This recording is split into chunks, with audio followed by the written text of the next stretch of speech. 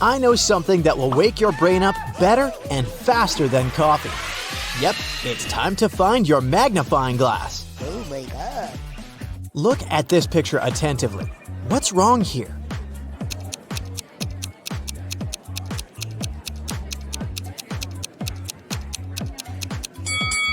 Each of these 4 people has a slice of pizza in their hands, but only 3 pieces are missing from the pizza box. You have 3 jars that are all mislabeled. One jar contains apples, another contains oranges, and the third jar contains a mixture of both apples and oranges. You are allowed to pick as many fruits as you want from each jar to fix the labels on them. What is the minimum number of fruits that you have to pick and from which jars to correctly label them? Yeah.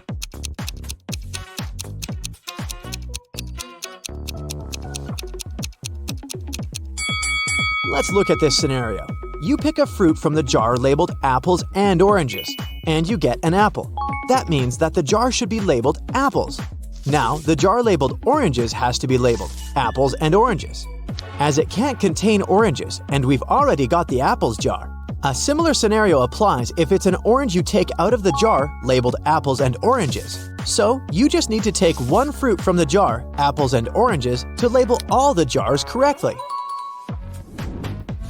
A farmer once challenged an engineer, a physicist, and a mathematician to fence off the largest amount of area using the least amount of fence. The engineer shaped his fence like a large circle and said it was the most efficient way.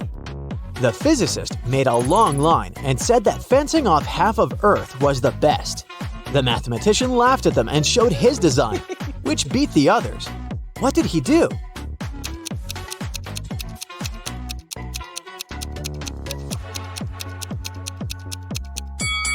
The mathematician made a small circular fence around himself and declared himself to be on the outside.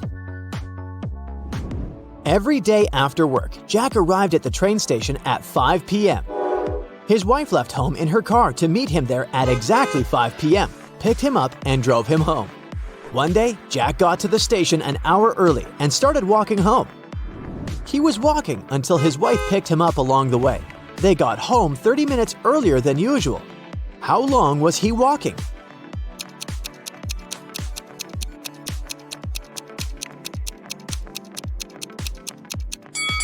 The best way to think about this problem is to consider it from the perspective of the wife. Her round trip was decreased by 30 minutes, which means each leg of her trip was decreased by 15 minutes. It means that Jack must have been walking for 45 minutes. Logan is a special agent who's trying to catch a notorious villain. After long months of investigation, he finds the criminal's headquarters. But the door is locked, which is not a surprise really. Logan sees a screen next to the entrance. He touches it, and the display lights up. It must be a riddle. And our special agent needs to solve it to get inside. Add one line to make it right. 9.50 equals I-O-I-O-I-O. Logan cracks the puzzle in no time. What's the answer?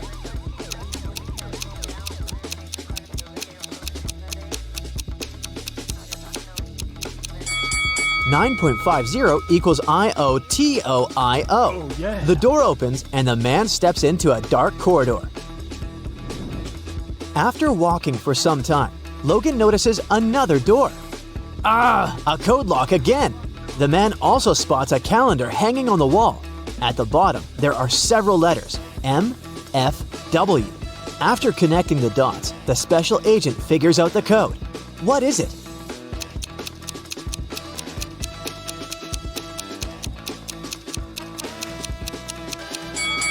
It's 153. The letters stand for the days of the week: Monday, Friday, and Wednesday. Monday is the first day, Friday is the fifth, and Wednesday is the third one. Oh yeah. Look at these two families. Which one is fake? What do you think?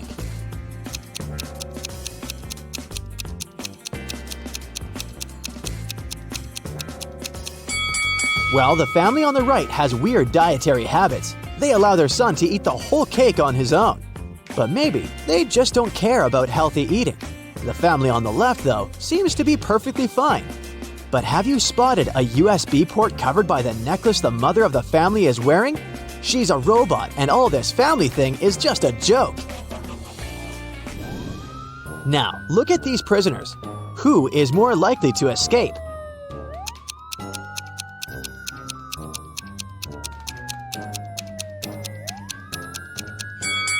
Huh, gotcha. Neither of them. The one on the right will be stopped by the prison guard, while the one on the left will end up face to face with these pretty unfriendly dogs. How about these girls? Which one lacks common sense?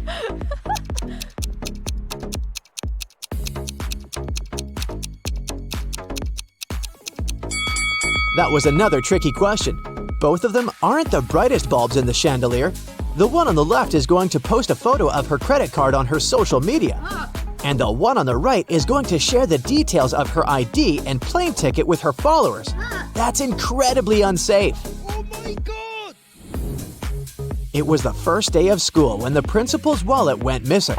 There were 3 suspects: the gardener, the math teacher, and the coach. Oh no! Here's what they said. The gardener was mowing the front lawn. The math teacher was checking the surprise test he'd given his students. And the coach was meeting new people who wanted to join the school's soccer team. Who took the wallet?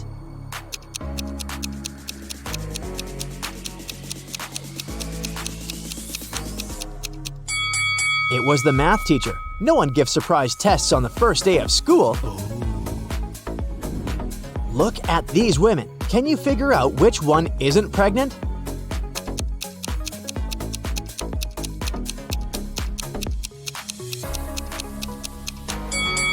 It's the woman on the right. Her belly is strangely shaped, and something seems to be moving under her clothes. Ugh, creepy. One day, the emperor asked his general what he should choose if he was offered either justice or a lot of gold. "I'd choose the gold," the general answered without hesitation. The emperor was taken aback. Oh. "I would have been disappointed even if this was the choice of a servant," the emperor said. "But coming from you, it's not only disappointing but also shocking and sad." But the general justified his answer to the enraged and hurt emperor without a problem. What did he say?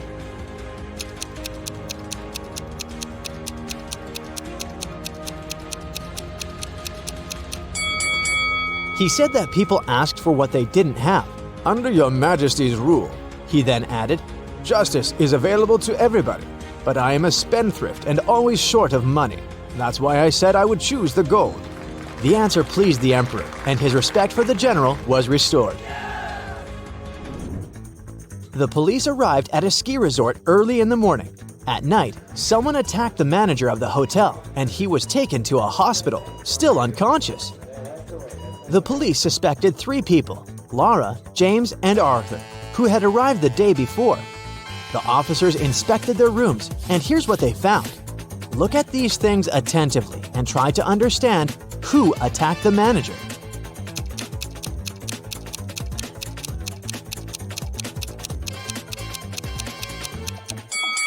It was Arthur. Look, he doesn't have any warm clothing, which means he didn't come for skiing. Oh no! Allison is a big boss in an international company. One day, she's hurrying to an important meeting when she notices the documents she needs haven't been printed out, but she's asked at least 3 of her subordinates to do it. Ian says he's just returned from the supermarket because they've run out of coffee beans. Robert claims he's been terribly busy drafting a new contract. And Alice answers she's been in the kitchen preparing snacks and making coffee for the meeting. Who's actually forgotten about the task and is making up excuses at the last moment?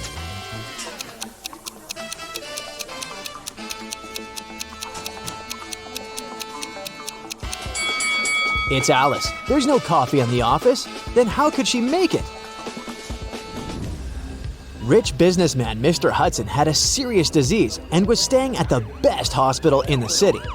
He was treated with pills invented by a scientist working in that hospital. Mr. Hudson was feeling better and was getting ready to be discharged. But then, one morning, he was found in critical condition. The police had 4 suspects: the cleaner, the businessman's nurse, his assistant, and the scientist. The cleaner said that Mr. Hudson liked when his room was tidy, so she came every day to clean it. The nurse said that she gave Mr. Hudson's injections every morning, and they had even become friends. The scientist was very upset. His disease was complicated, but we've made such progress. And today, this happened. And the assistant answered that her boss asked her to bring his favorite sweets every day. And she did just that. Can you figure out who caused the worsening of Mr. Hudson's condition?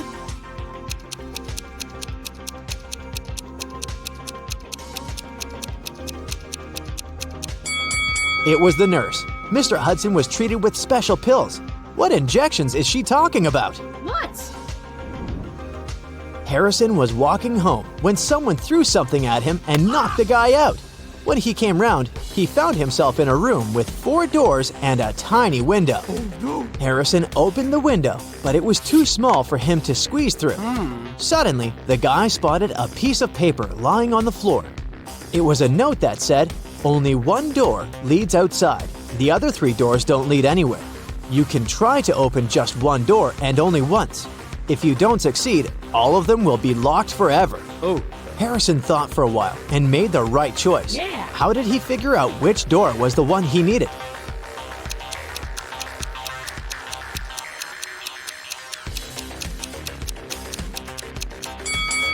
He opened the window. This created a draft. The guy checked the keyholes and felt some cool air coming from one of them. It was the door to freedom. Detective Sheldon Copper was resting at a beach resort when an unpleasant accident happened there. Someone pushed elderly Mrs. Stevenson into the swimming pool when there was no one around. But this someone didn't know the lady was once the best swimmer at her university, and she never stopped practicing. So it wasn't difficult for her to cross the swimming pool and get out of it at the other side. Sheldon asked the lady if she had seen the attacker. She didn't, but she was sure it was someone who knew she'd just received a huge inheritance. The detective needed to talk to 3 people. They were Mrs. Stevenson's son, Terry, her granddaughter, Gloria, and her niece, Judy. Terry said, "These days, I've been very busy. Something urgent came up at work. I don't even have time to leave my room to go for breakfast or dinner." Gloria asked Sheldon to keep her secret. She was seeing a waiter she had met at a beach cafe. If her relatives found out, they would be furious. And Judy told Sheldon she'd taken a car to go shopping in the city center. Who's lying?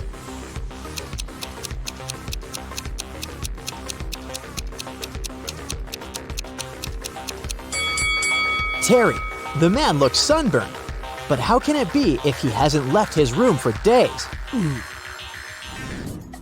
Jaden bought a beautiful ring for his girlfriend. He wanted to propose to her at the weekend. He left the ring on his desk at home and went to work. But when he got back in the evening, he didn't find the ring. Only his 3 sisters were at home that day, and none of them liked his girlfriend. He went to question each of them. Mia was in her room. She said she'd spent the whole day there painting the walls. Emily was in the kitchen. She answered that she'd been cooking a birthday cake for her friend. And the youngest, Nora, was in the garden. She said she'd been planting roses. It didn't take Jaden long to figure out who had taken the ring. Do you know who it was?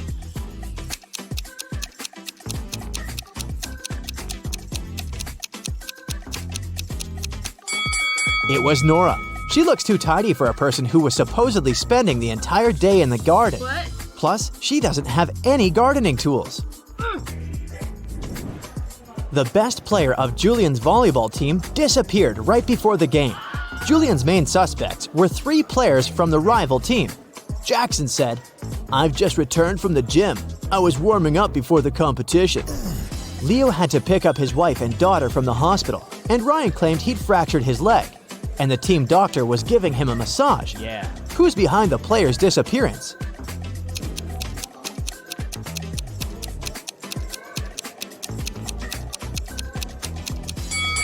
It's Ryan. Getting a massage when your leg is broken? Really? Can you figure out the answer to this rebus riddle?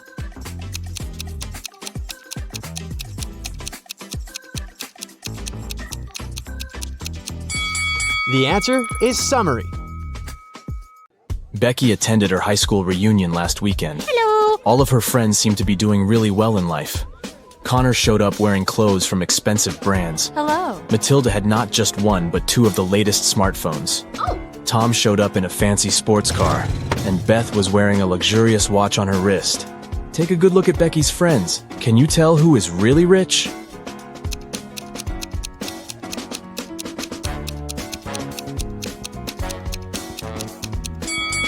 Well, let's see. If you look closely, Connor didn't take off the tags from his clothes. This probably means that he's planning on returning them after the reunion. Yeah. Matilda's phones are fake. Look at the label. It's just a copy of the original brand. And Beth's watch is way bigger than her wrist, which means that the watch is not really hers. So, Tom is probably the richest person at the reunion. Oh, yeah. Amy's favorite band is in town, and she really wants to go to their concert. She asks her stepmother if she can go, but she says she will only allow Amy to go if she does a series of things for her. The first thing the stepmother asks is for Amy to bring her some water in a colander. To get this right, Amy needs to think outside the box. Okay. Can you help Amy figure out how she can do that?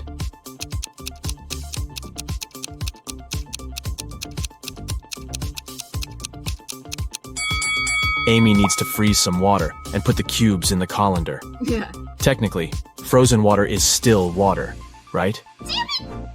Next, her stepmother asks Amy to pick out the perfect evening dress for her. Amy walks into her stepmother's closet, and there are 3 dresses: a red, a green, and a blue. Take a look at the picture. Which dress should Amy choose?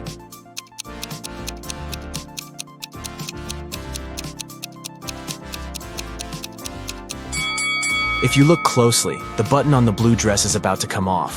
The green dress has a big paint stain on it, so Amy should pick the red dress. Yes! Before Amy can take the dress to her stepmother, the woman enters the room. She sees the stain on the dress and starts to shout at Amy, "How could you do this to my dress?" But Amy says she didn't do anything wrong, and that the paint was already there when she walked into the closet. Yes! The stepmother asks Amy to find the culprit. If she could figure out who had stained her dress, then Amy could go to the concert. Okay. The 3 main suspects are Amy's stepsisters, Ella, Bella, and Gabriella. What? They don't like Amy, so it's likely that one of them splashed paint on their mother's dress in order to frame her. When the stepsisters are out of the house, Amy sneaks into their bedroom to try to find the culprit. Take a look at the room. The first bed belongs to Ella, the second belongs to Bella, and the third bed belongs to Gabriella. Can you tell who did it?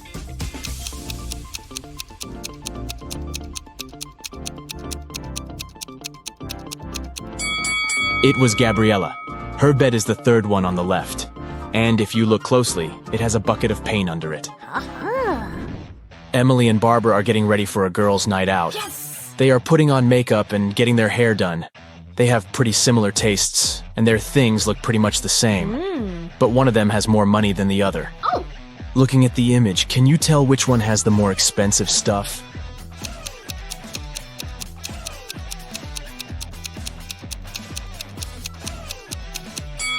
Take a look at Barbara. Her dress kind of gives it away since it's obviously a knockoff. So Emily is the one with the more expensive stuff. Harry decided to backpack around the world on his own. Yeah! On the plane, he sat next to a girl. He asked her where she was from. Yes. But instead of answering, she showed him 2 emojis on her cell phone. Take a look at the image. Can you tell which country the girl is from?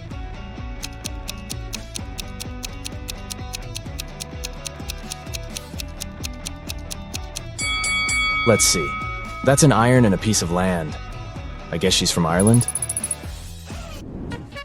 As soon as Harry landed in Paris, he went strolling along the streets to find a place to stay. He found a cute little hotel and decided to go inside. Big mistake. Why?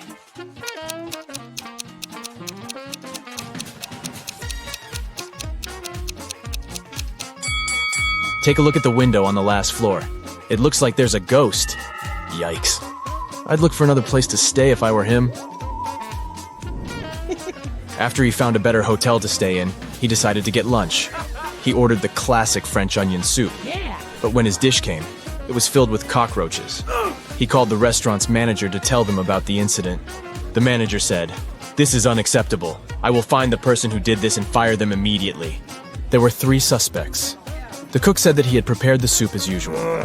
It was okay when he passed it to the waiter. The waiter said that he hadn't touched the soup. He just served it to Harry and hurried to take the order from another table. The manager also questioned the cleaner, who said that he had spent the last hours cleaning the bathroom and had no idea what the fuss was about. Can you tell who is guilty?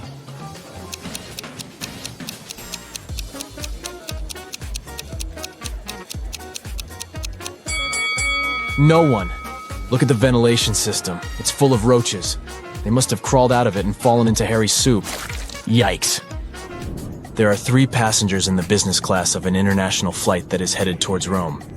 Take a look at these 3 people. The first lady looks pretty well dressed.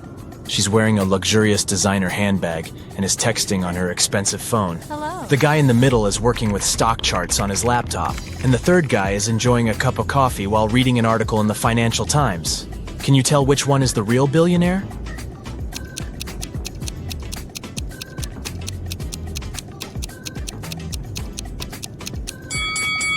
Let's see. The woman may look well dressed, but if you see the tag on her clothes, it says 100% polyester. It's unlikely that a billionaire would wear something like this. The guy working with stock charts is wearing old, ripped shoes. I doubt that's a fashion choice, so he's probably not a billionaire. Oh. That leaves us the last guy. If you look closely, the article he is reading is about him. The title of the article is The World's Newest Billionaire. Oh, yeah. I guess we found our guy, huh?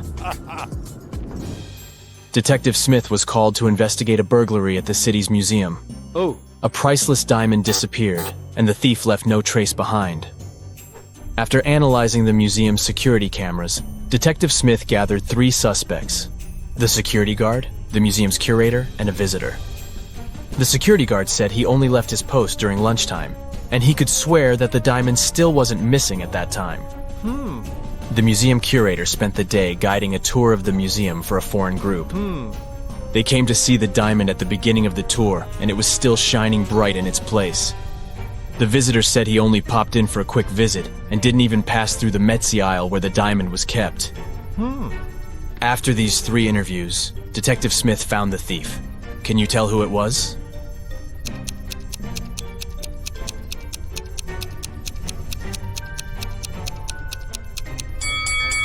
It was the visitor. First of all, he knew the exact location of the diamond inside the museum. Plus, take a look at that string he's fiddling with in his left hand.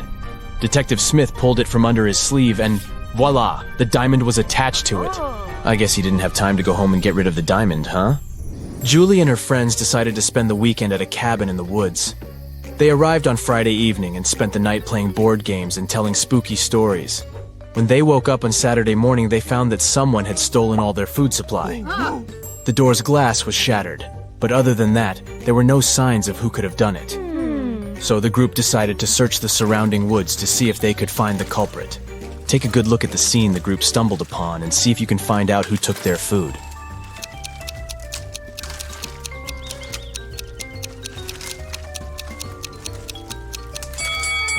What's that at the left corner?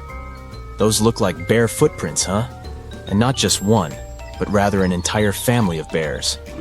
Oh, and they even left an Oreo wrapper on the ground as evidence. Yep, these grizzlies were the culprits for sure. Atlas woke up in the attic of an abandoned house. He tried to find a way out of the house, but all he could find was a room with 3 doors. Each door hid a different danger. The windows and floor behind the first door were made entirely of magnifying glass, which meant that the sunlight would probably burn him if he entered. The second door hid a room full of poisonous gas, and behind the third door was a hungry lion. What should Atlas do to escape?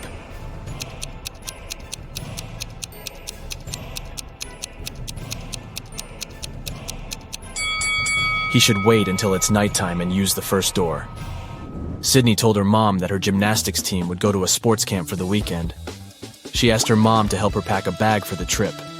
Her mother packed everything she thought her daughter would need. When Sydney came back from the weekend, she was telling her mother all about the trip. But somewhere during the conversation, she asked her mother why she hadn't packed a toothbrush. The mother immediately knew Sydney was lying about where she had really been that weekend. How?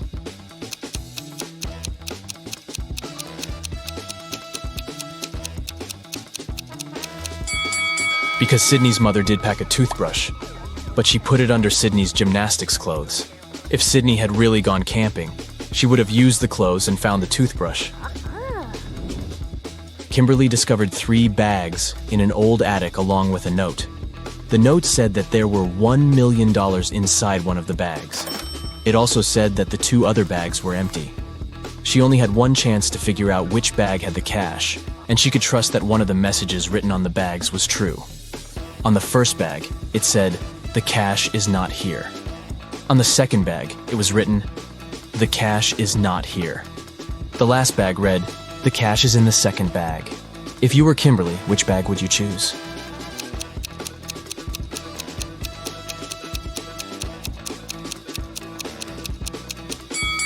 You should choose the first bag. If only one of the clues is true, then the money is in the first bag. The police have been after Mr. Burke for many years, trying to prove he's involved in illicit activities, but they never managed to catch him. One day, Detective Lawrence decided to make a surprise visit to Mr. Burke's office. As soon as the detective arrived, Mr. Burke's secretary said he was away on a business trip. The detective asked to see Mr. Burke's office and took a picture of it, but he wasn't allowed to touch anything without a warrant. So, Detective Lawrence went back to the station and got a warrant. When he returned to Mr. Burke's office, he noticed someone had been in there. Take a look at both pictures and try to find out what Detective Lawrence saw.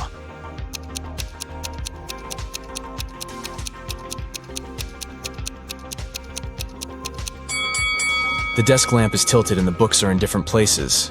Someone definitely was in that room.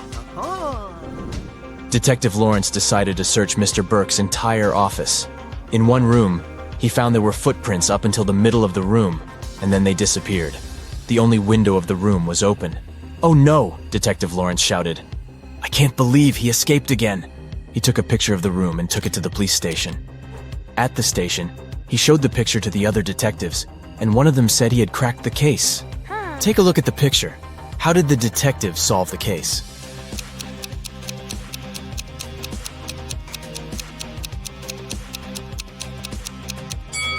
The detective understood that Mr. Burke was a shapeshifter. This explains why the footprints didn't reach the window. Plus, look at all the bird food on the floor. He probably shapeshifted into a bird and escaped. Sarah accidentally pulled a lever in a science lab and set free a group of mutant zombies. The 4 humans left in the lab needed to escape before the zombies caught up. To do so, they needed to cross an old rope bridge hanging over a massive gorge. According to the professor's calculations, the zombies would catch up with the lab team in 17 minutes. They needed to get everyone across the bridge before that. Sarah was the fastest one in the group. She could cross the bridge in 1 minute. The lab assistant, Dawn, could cross it in 2 minutes. But the janitor and the professor were way slower. The first needed 5 minutes, and the second needed 10 minutes to get to the other side. They also only had 1 lantern left. How could they arrive at the other side safely if the bridge could only hold 2 people at a time, and each group needed to carry the lantern to illuminate the way?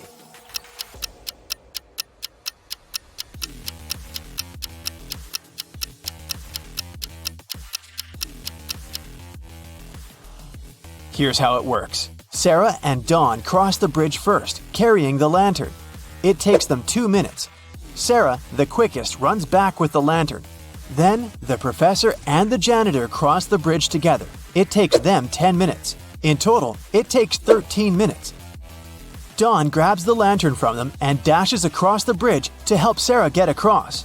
With 2 minutes left on the clock, Sarah and Dawn get safely to the other side, just in time to cut the rope and save their lives. Helena finally got herself a new guitar. She wanted to start playing it right away, but she had to go to school. She locked the instrument in her room and left. When she got home that evening, the guitar was gone. She knew it must have been one of her family members, as they were always playing pranks on each other. So she questioned each of them. Helena's mother said she hadn't even seen the guitar the girl had bought. Her dad said he'd seen it when he'd passed by Helena's room, but swore he hadn't done anything to it. Her brother said he hadn't gone upstairs the whole day, so he hadn't seen the guitar either. Helena solved the mystery right away. Can you figure it out?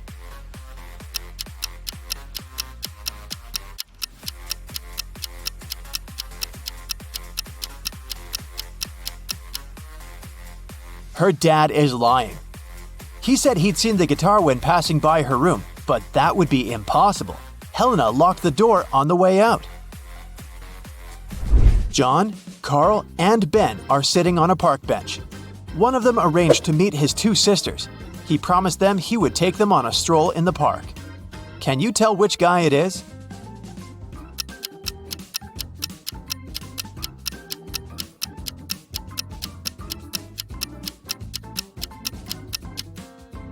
It's Ben. Look at his wrist. He's wearing two bracelets, probably made by his younger sisters.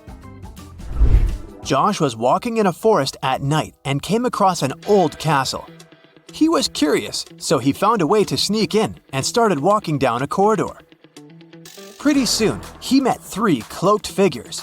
When Josh asked them who they were, they said they were two werewolves and one vampire. The trio told Josh that he had made a bad choice coming inside the castle. They said they wouldn't leave him unless Josh outsmarted them. Josh had to guess who the vampire was. According to the rules, he was only allowed to ask each of them the same question, and the question couldn't be, "Are you a vampire?" After a few minutes of thinking, Josh asked, "What's your eye color?" He guessed who the vampire was and was allowed to leave the castle. Why did he ask that? And how did that question help him?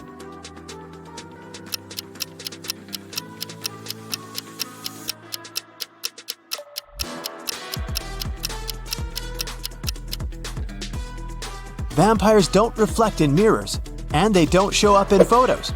The vampire probably wouldn't know their eye color. One afternoon, four friends met up for coffee. Someone asked them how old they were, and they answered with a riddle. They said Mia was 3 times older than Anna, but 3 years ago, Anna was younger than Claudia is now, and Olivia is twice as old as Anna. So, can you put the girls in order according to their age?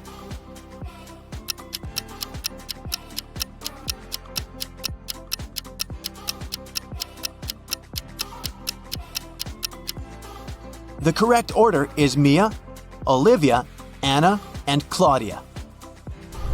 Mary's birthday was coming up, and she decided to treat herself to a relaxing day at the spa. During the massage, Mary dozed off. When she woke up, the money was missing from her purse. There were 3 suspects. The cashier, Erica, claimed that she'd been having lunch at the back. Catherine, the masseuse, said, "I went to the back of the store to get some extra oil." Monica, a customer, said she hadn't seen anything and had just been waiting for her turn.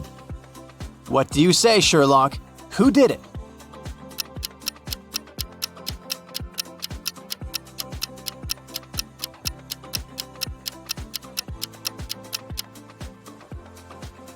The culprit is Catherine, the masseuse. She must have waited for Mary to fall asleep and then took her things. Look at the stash of money hidden behind the oils. Susanna was walking down the street when she saw a small dog. It looked as if the dog had just run away, so she picked it up and started searching for its owner. She walked into an office building. There were 3 people there. Susanna knew immediately who the dog's owner was. How did she figure it out?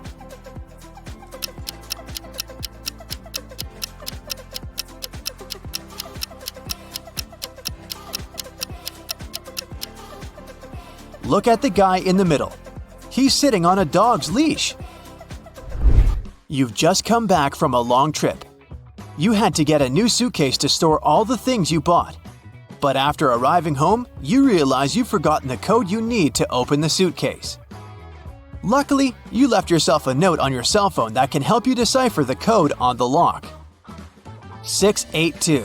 1 digit is correct and in the right place. 614. 1 digit is correct, but in the wrong place. 206. 2 digits are correct, but in the wrong place. 768. All digits are wrong. 380. 1 digit is right, but in the wrong place. What's the 3-digit code?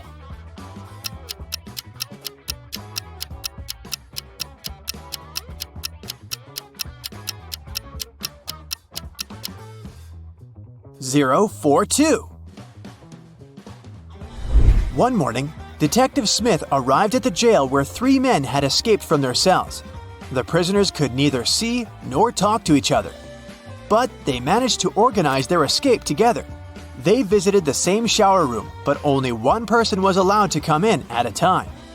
How did they manage to communicate?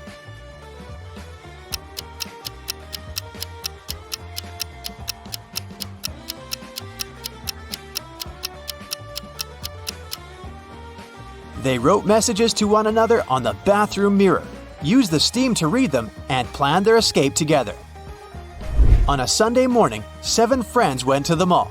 Esme, Evelyn, and Elise grabbed a cup of coffee each, while Ava, Ella, and Emma decided to drink some refreshing soda. Can you figure out if Esther chose to drink coffee or soda?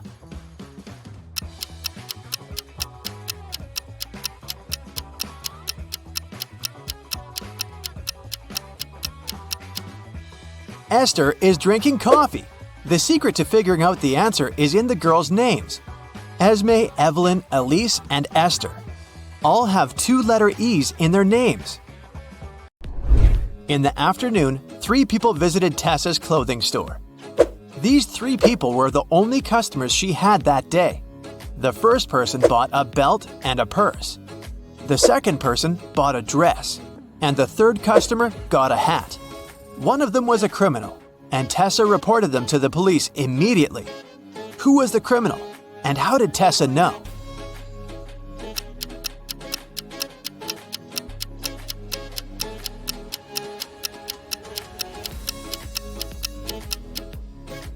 The third person gave her a $1,000 bill, but such bills don't exist. At 11 a.m., Amy got a call from her boss, Tom. He was in distress because a very important document had disappeared from his office. It had been on the desk the evening before, but nowhere to be found in the morning. Amy immediately went there to question the employees. She soon had 3 suspects. Elijah said he had spent the previous evening in the movies. Mason took his girlfriend to dinner. And Evelyn visited an art gallery. It didn't take Amy long to understand who was lying. Can you figure it out?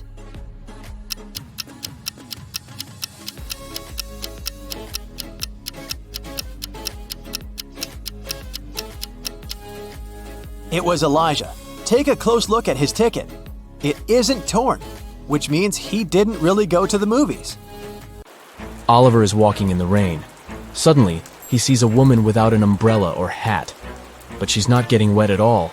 How is this possible?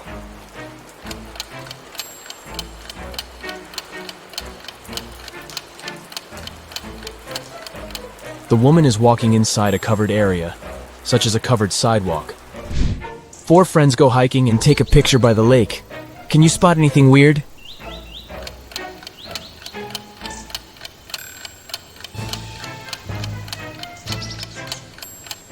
This guy doesn't have any reflection in the water. Sarah checks into a fancy hotel. She feels very hungry, but unfortunately Sarah missed the dinner hours. That's why she calls room service and orders a vegan dinner set. 15 minutes later, someone knocks on her door. She looks through the peephole first. Sarah. Oh great, a fake waitress. How did she know?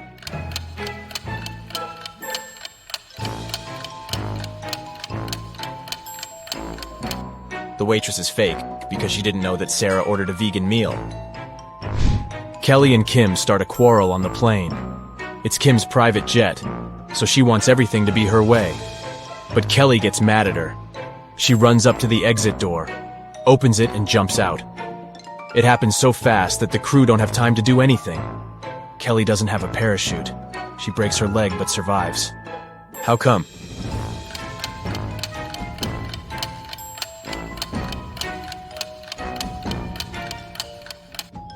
The plane had already landed. Nick is driving down the road and his car runs out of gas. He sees a cabin in the woods and decides to ask for help. When he gets there, he finds 3 people inside. They offer to help him, but only if he agrees to stay there forever. Why?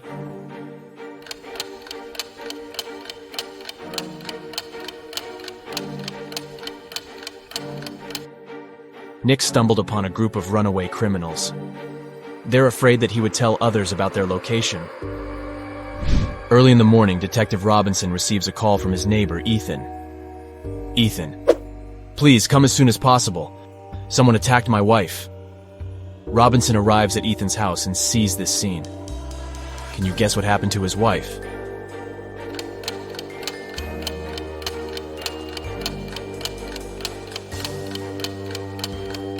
Take a look at the calendar on the wall.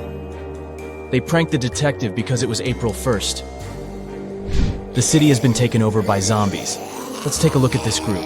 Only one of these zombies is a male. Can you guess who?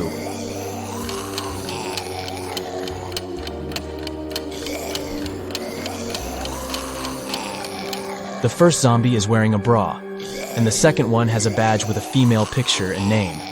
Therefore, only the third zombie is a male. Tom works in a secret agency specializing in people with psychic abilities. He's having an interview with 3 people claiming to be superheroes, but only one of them really possesses some supernatural powers. Can you help him spot this person?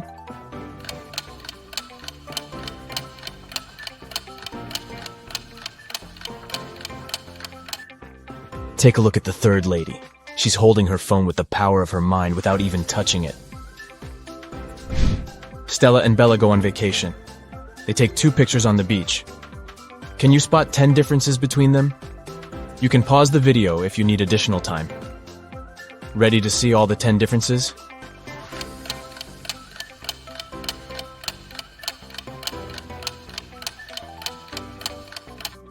Here they are. Steve arrives at work and turns on the corporate laptop. Oh no! Someone has changed the password. Steve looks around and finds a sticker with a clue. 32, 18, and 29. He enters the number, but it doesn't work. Can you help him crack the code?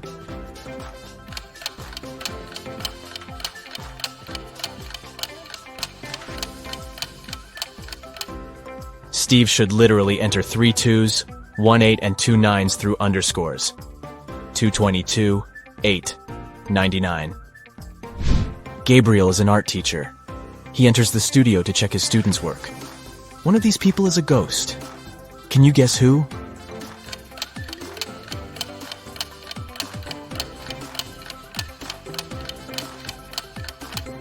It's the model.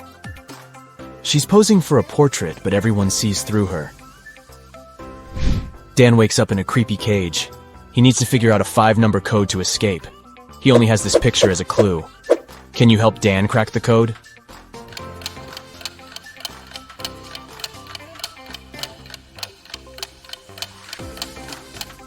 To solve this mystery, we need to count the number of legs that each object in this picture has. The human has 2 legs, the fish has 0, the ladybug has 6, the dog has 4, and finally the spider has 8 legs. So the correct code is 20648. Alex went hiking and got lost in the woods. The sun had already set when he finally found a road. 3 drivers stop and offer him a ride to the nearest village. Can you help Alex choose the safest option?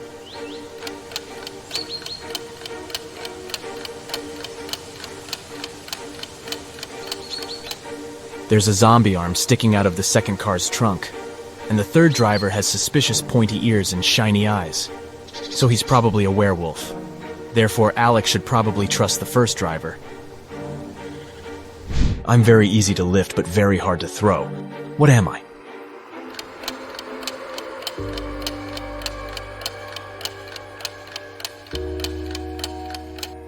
I'm a feather. Kim downloads a dating app hoping to find her true love.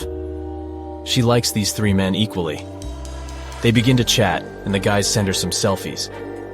Each man claims to be single. But in fact, only one of them doesn't have a girlfriend. Can you guess who?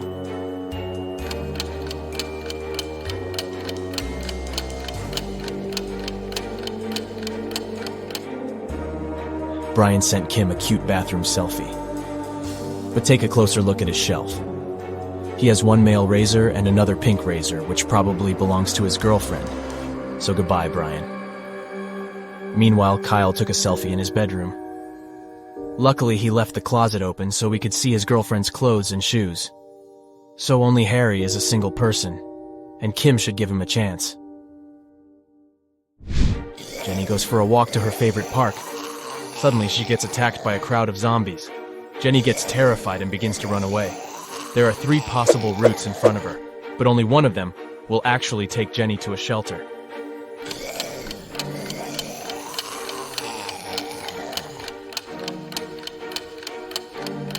Can you help her escape?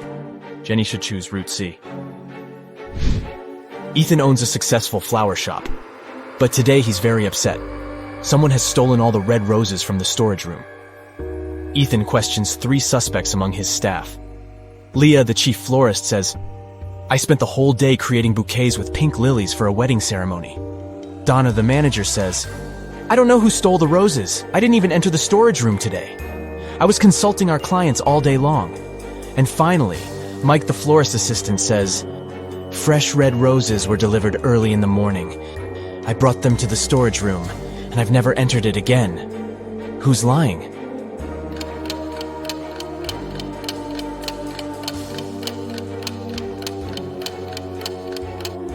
Leah. There are no pink lilies in the bouquets that she made.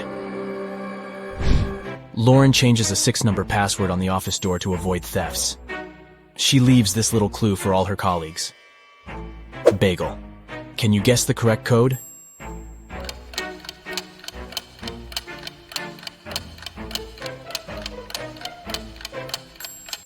To solve this mystery, we should calculate the number of each given letter in the alphabet. B implies 2, A implies 1, G 7, and so on. So the final password is 217512. Helen meets a handsome guy at a supermarket. She falls in love at first sight. His name is Robert, and he came here with his sister. Can you guess which one of these ladies is his sister?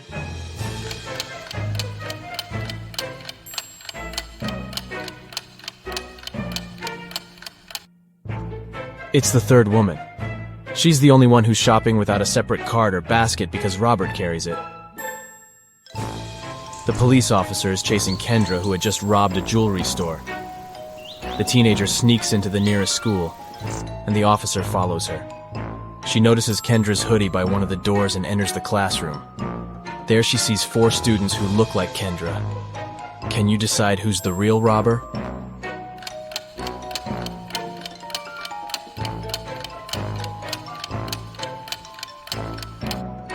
This one is Kendra. She has neither books nor pens on her desk. Let's go ahead and take a look at these 2 pictures. Can you spot 10 differences between them?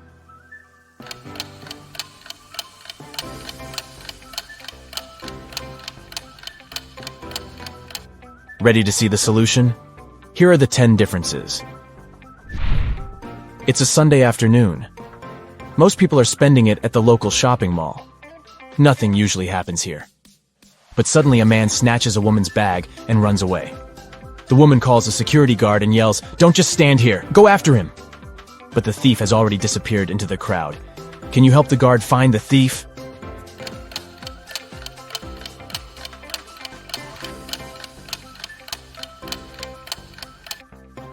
He's over here.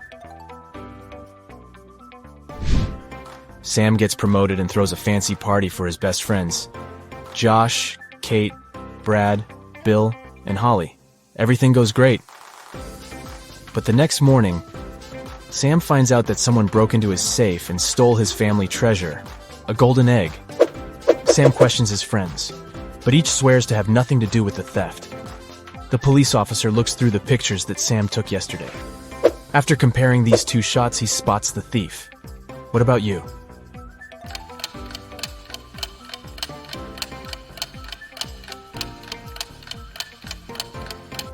Yesterday, Holly was wearing a classy hat. In the first picture, the hat is pressed close to her head. And on the second one, the very same hat is much taller.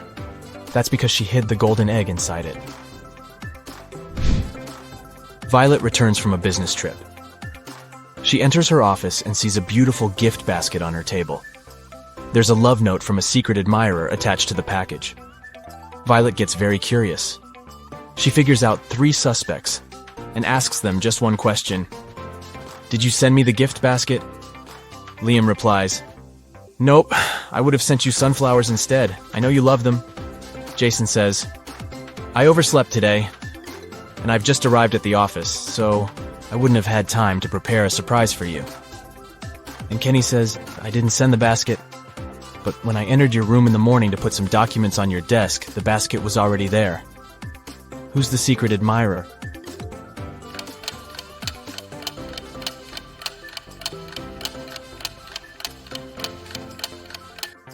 The love note is written on a pink sticker. Kenny has similar sticker notes in his workspace, and his handwriting is very similar to the love note.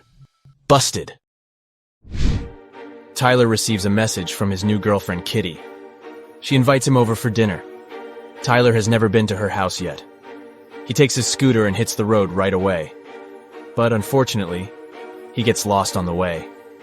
His navigator breaks down and shows him 3 confusing routes. Can you guess what route leads to Kitty's house?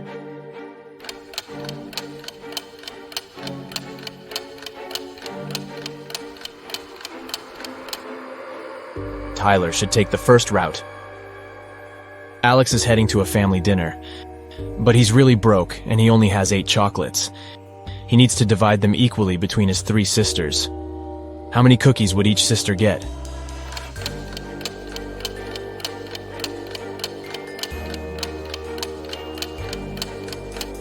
Zero. Alex has chocolates, not cookies. Nellie's father has 5 daughters. The name of the eldest daughter is April. The second daughter is May.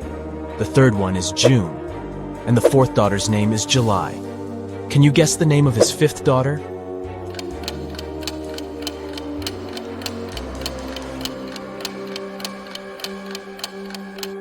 Nellie. A gardening fair takes place in a village.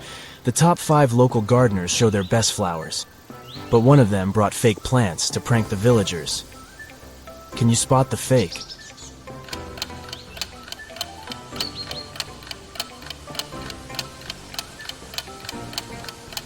Bumblebees fly around all the plants except for the 4th flower pot.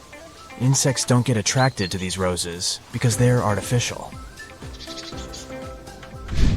Dylan is exploring a remote forest area. Soon he gets lost and has no idea where to go. Luckily, he comes across a small cabin in the woods and sees a forester. Dylan. "Hello, could you please tell me how I can get to the railway station?" Forester. "Go down this trail until you reach a crossroads. There, you'll see a rock with signboards. Just remember, the left one lies and the right one tells the truth." Dylan follows his advice and soon finds the rock. Can you guess which way he should go to reach the station?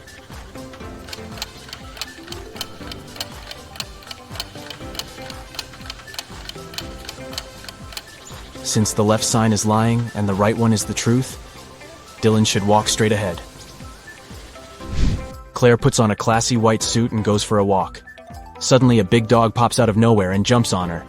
The dog stains Claire's outfit with dirty paws. She gets furious and yells, "Whose dog is this?" Can you spot the owner of this animal?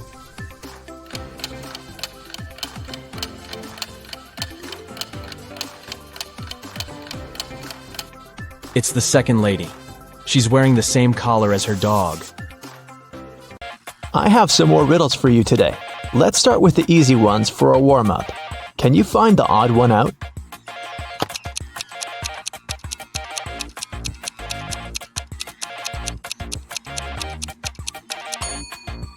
Yep, here it is.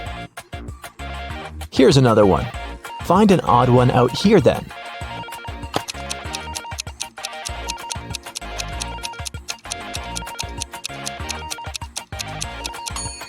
Perfect, here it is. How about this one?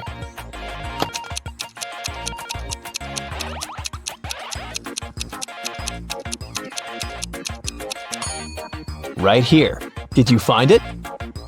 And it's getting harder. What about the odd one out here?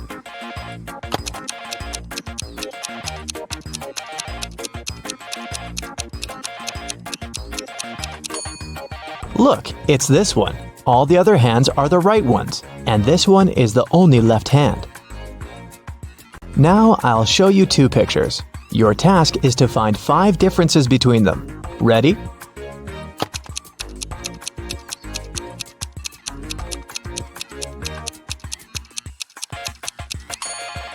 Here they are. How many did you spot? Let's do it one more time. Find 5 differences here. Keep your eyes wide open.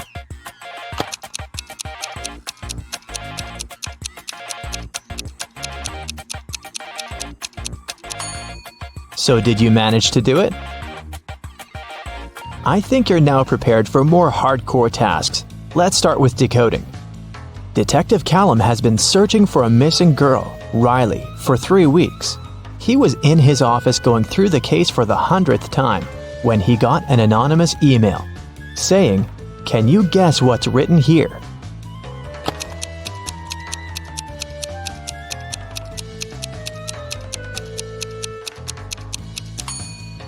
It's just written in reverse order. If you read it from right to left, the message turns into, "The girl is in a hidden room beneath the Central Cafe. Bring $500 and I will tell you the passcode." Someone robbed a bank, and Detective Callum was leading the investigation. There were 2 robbers, but the police managed to catch only one of them, Dante. Dante refused to name his accomplice, but the police had 3 suspects, Bree, Ivory, and Ronan.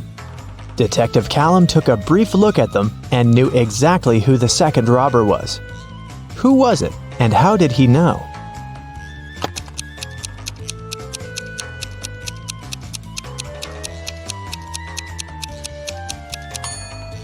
It's Ivory. Look, she has the exact same tattoo on her wrist as Dante. Holland went to work and asked her boyfriend, Kyler, to walk the dog. Kyler agreed, but then his friend called him and suggested to come over to play a new video game. So, Kyler decided to skip the dog walk and went straight to his friends. Holland and he met right outside the house when they were both going back home. Kyler said that he'd walked the dog and then went to play with his friend. But Holland knew that he was lying. How?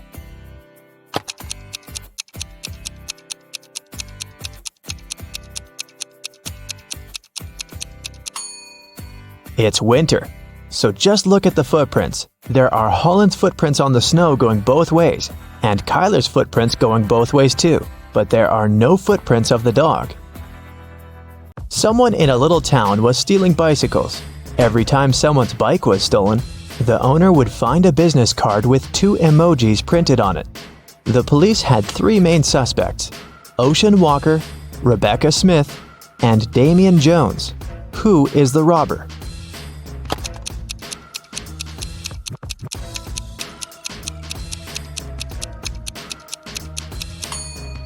The emojis signify the name. They are a wave and a person walking, so the robber must be Mr. Ocean Walker.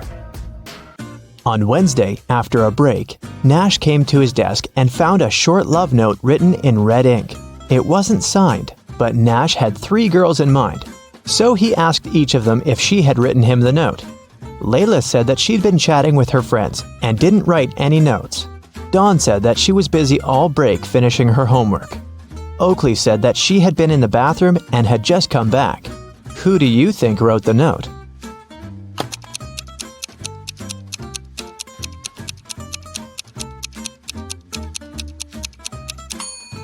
Look, Oakley's hands are covered in ink. It's blue ink, but still. If she really was in the bathroom, her hands would be clean. So she must be lying, and she must be the one who wrote that note. Adley was kidnapped and woke up in a dungeon. There were 3 ways out, but they all looked dangerous. Behind one door, there were many little robots that were ready to attack her. Behind the second door, there were 3 trained tigers. Behind the third door, there were 3 big and very hungry dogs. Which way should Adley choose to get out safely?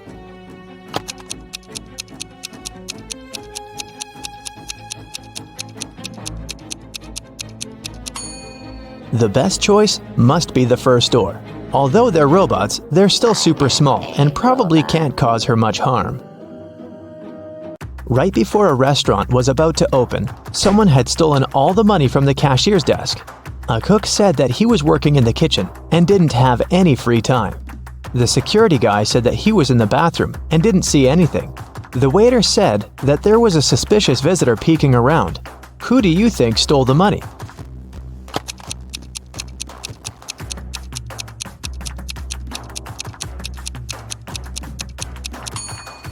The restaurant was still closed and there couldn't be any visitors, so the waiter must have lied and is probably guilty.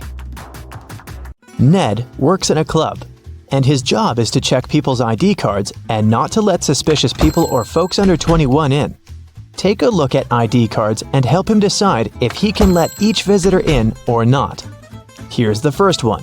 What do you think?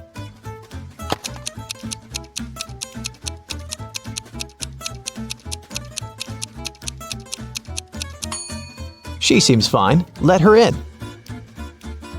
Okay, here's the next visitor. What do you say?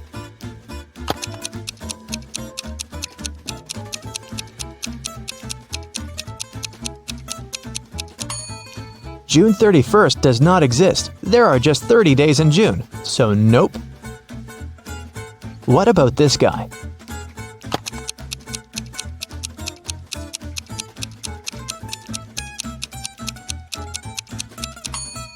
Something is wrong once again. Even though February 29th theoretically exists, there was no February 29th in 1977. It's every year that can be divided by 4. Okay, what do you think about this girl?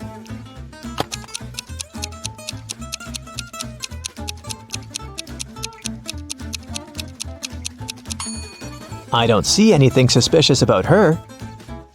Here's another candidate for the club. What do you think?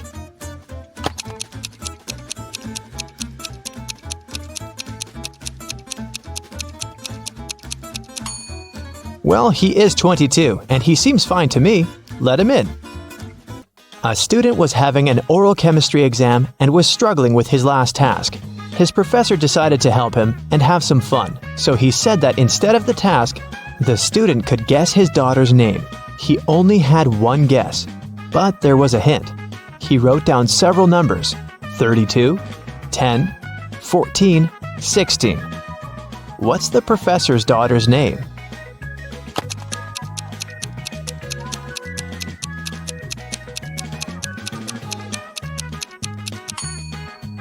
It's a chemistry class and chemistry professor, so there must be something related to chemistry. Look, there's even a periodic table in the background to help you. The 32nd element is germanium, or Ge, and the 10th one is neon, or Ne, and the 14th one is silicon, or Si, and finally, the 16th element is sulfur, or S. Together, they form the name Genesis. A bank was robbed, but they couldn't find the robber. A week later, at night, Detective Callum woke up from a call from a local shop's owner. He said that he found the money under his terrace. Detective Callum arrived, but there was only half of the money stolen. The man said that he had seen a man by his shop a week ago. It was a full moon, so he could see that the man had red hair and was wearing a dark hoodie. Still, the shop owner was arrested. Why?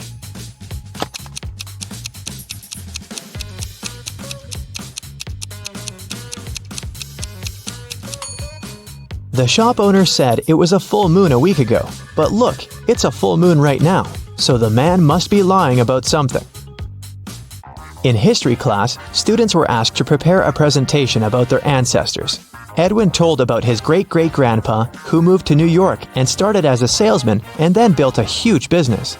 He even showed a photograph of his young grandpa in New York, but no one believed Edwin's story. Why?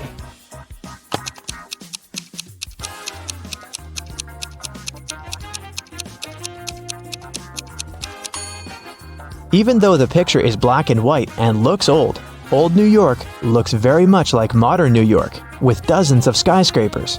The class noticed and figured out that it definitely wasn't a real photo. Royce called the police and reported that someone had robbed his house.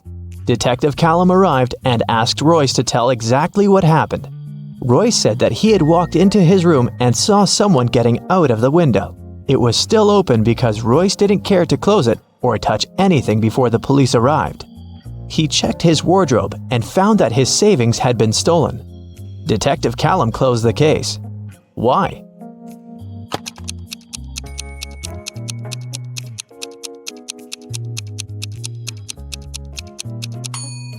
The robber couldn't go out the window without stepping on the bed, but the bed is perfectly made, so it looks like no one was leaving through the window. Kaya was studying in the library. She went to the bathroom and left her things on the desk. When she returned, she found that her wallet had been stolen. She called the police and they interrogated the 3 students who were also in the library. Andre said that he had left the library right after Kaya to get a drink from the vending machine and hadn't touched any of her things. Poppy said that she was studying the whole time and not paying attention to anything. Rhea said that she was in the other part of the library looking for a book she needed and hadn't seen anything suspicious either. Who stole the wallet?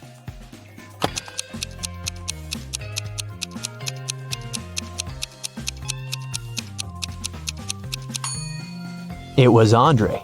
He said that he had left to get a drink in a vending machine, but look, there's no drinks in the vending machine, only snacks. A young man named Colton was living with his best friend Cassidy. One morning, he called the police because Cassidy wasn't breathing.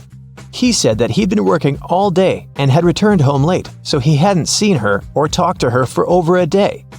In the morning, he found her in bed like that. Last night, Cassidy had a headache and had to take many pills, so maybe that was the reason. Colton was immediately arrested. Why?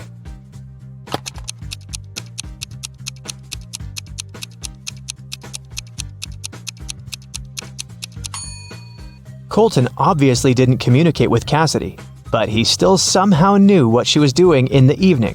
He must have come up with all of it, as he is probably guilty.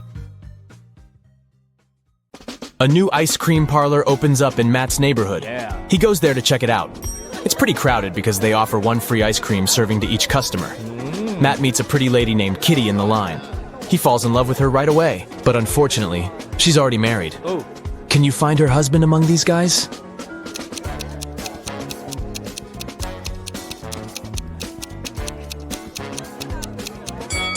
It's the second man. He's the only one who doesn't hold any ice cream. And Kitty is holding 2 ice cream servings, 1 for herself and 1 for her spouse. The next day, Matt missed his alarm, and now he's late for work. His boss is going to be furious. Matt might even get fired. But wait a minute. It turned out that the big boss is out of the office today. He's having a last-minute business trip, so Matt can relax. But suddenly, the boss calls him on the phone. Hello. Where are you? You got 10 minutes to get to the office. Matt replies, I am in the subway right now. Well, I got something I need you to do for me. Call me when you're in the office. Matt is a pretty genius liar. How did he fool his boss?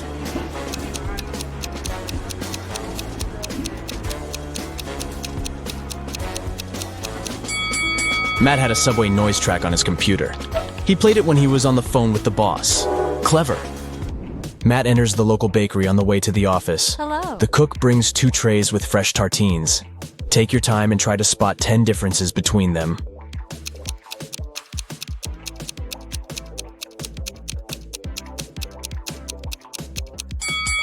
Ready to see the answer? Here they are. What about these 2 breakfasts? Can you find 10 differences?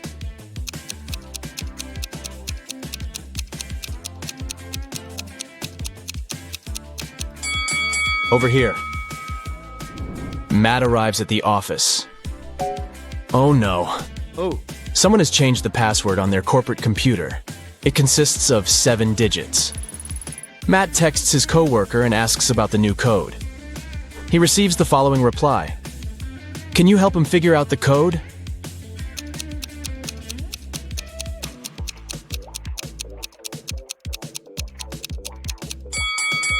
The number of fingers implies the right digit in the password.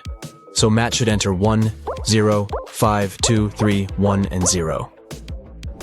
Matt is an illustrator. His boss sends some files and asks him to separate the images and add some colors.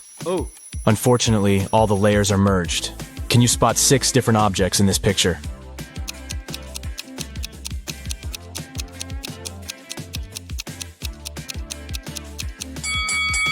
Here they are. What about this one? Can you spot 11 objects?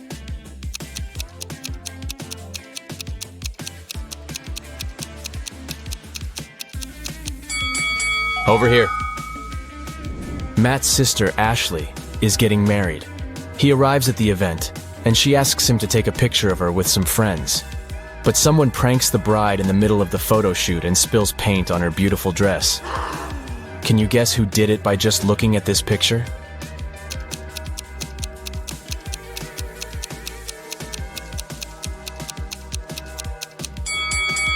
It's the man on the right. He has a rope in his hands, and it's tied to the bucket. Ashley changes and the wedding goes great. After the ceremony, they throw a party in a restaurant. This place is very popular among the newlyweds. Matt faces 3 brides in the lobby and spots the fake one right away. Hello. What about you?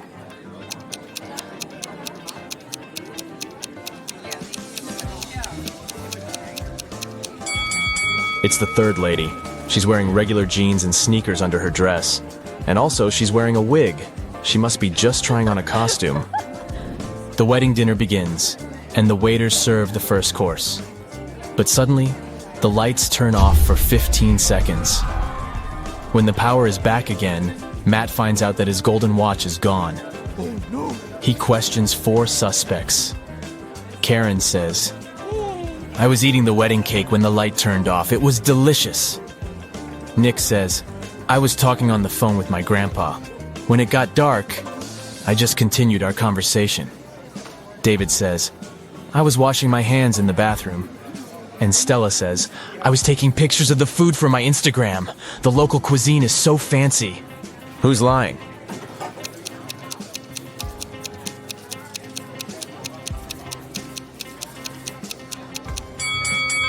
Karen. She said she was eating the cake. But take a look at the wedding cake. It hasn't been cut yet. The dinner has just started. It so happened that Matt is spending the Christmas holidays with 3 of his ex-girlfriends. They go to a fancy ski resort in Alaska. It was the first day of vacation when Matt was found poisoned in his bedroom. The police interrogate his ex-girlfriends. All the 3 ladies went away that day, and Matt stayed in the hotel for a nap. Megan says, "I was shopping all day long." Lola says, "I went to the beach to sunbathe and swim. When I returned, I found Matt lying unconscious." And Sophie says, "I went to the local coffee shop to write my novel. Nobody wanted to join me." Who's lying?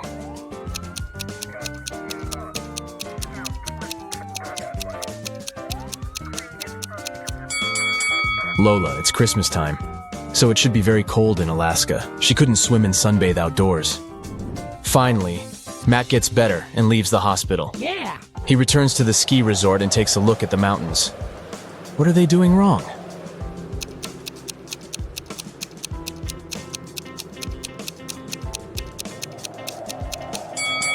This guy is riding a snowboard. He doesn't need ski poles.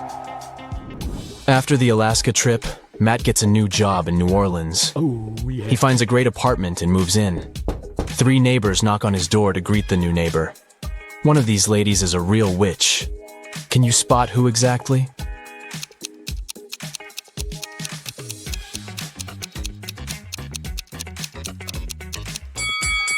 The first lady brought a cake. It looks pretty innocent. The third lady brought a plant. Looking good too. But the second woman brought a basket with food. And there's a snake crawling around her gifts. Matt wakes up in a weird maze in the middle of the night. The only way to escape is to walk through this labyrinth. But unfortunately, there are 4 dangerous creatures waiting for him on the way. First of all, there's a gorgon who turns everybody she sees into stone. Secondly, a werewolf. It's a full moon, so he's very hungry. The third creature is a tree goblin. He can grab people with his strong branches, and it's impossible to get out. And finally, there's a siren who can use her singing to make you do anything she wants. Luckily, Matt has 4 magic potions which can be helpful. Each potion has a 24-hour effect. If you spill the first potion on anybody, they'll become silent. The second potion will make any creature very weak. The third potion turns anyone into a vegan. And the fourth potion causes blindness. Can you help Matt distribute the potions among the creatures correctly?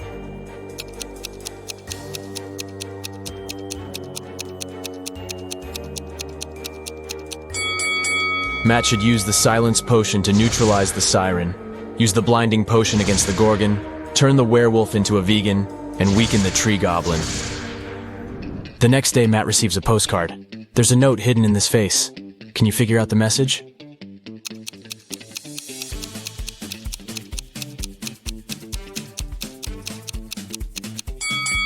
The features of this face form the word liar. Matt purchases a tour to see the sights of the state. He takes a nap on the train. After a while, he wakes up and sees that his tablet is missing. Matt interrogates 4 tourists nearby. Liam says, "Sorry, I was listening to the music and my eyes were closed. I don't know who did it." Willow says, "I think it was Ronald. He's very suspicious. Why would he need so many gadgets on a tourist trip?" Ronald says, "I have a bunch of my own gadgets. I don't need your old, outdated tablet." And Mary says, "I'm sorry, but I was sleeping. Can you spot the thief?"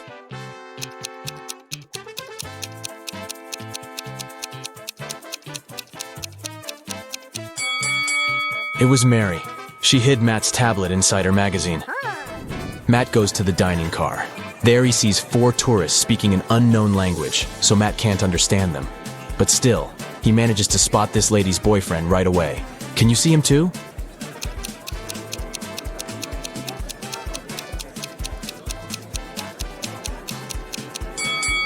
It's the second guy. They have similar tattoos on their necks. Matt wakes up locked in an abandoned house. He finds 3 doors, but only one of them leads to freedom, and he has only one chance to find it. Hungry tigers are waiting behind the first door. There's a big fire behind the second door, and a werewolf is hiding behind the third door. How can Matt escape?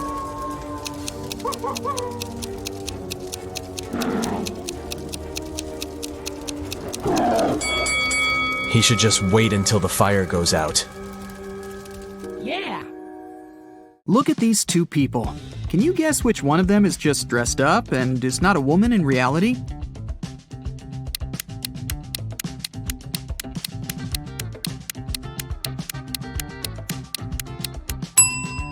It's this one here, the one in the pink dress. Look closer. She's blonde, but has dark hair on her arms. Also, you can see some naturally dark hair slipping under the wig. Okay, let's try to find some more imposters. There are 2 pregnant women. Can you tell which one isn't really pregnant?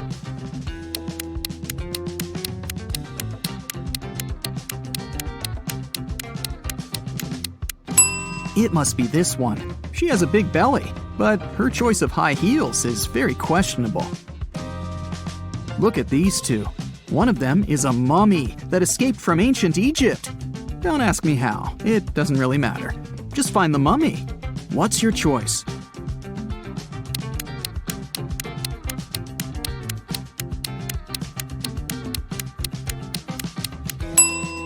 It's this one. Look at the ankle. There's a piece of bandage slipping out of the pants. Dira came to a hospital for an x-ray. 2 doctors are ready to accept her, but one of them isn't a real doctor. Take a close look at them. Who's not a real doctor here?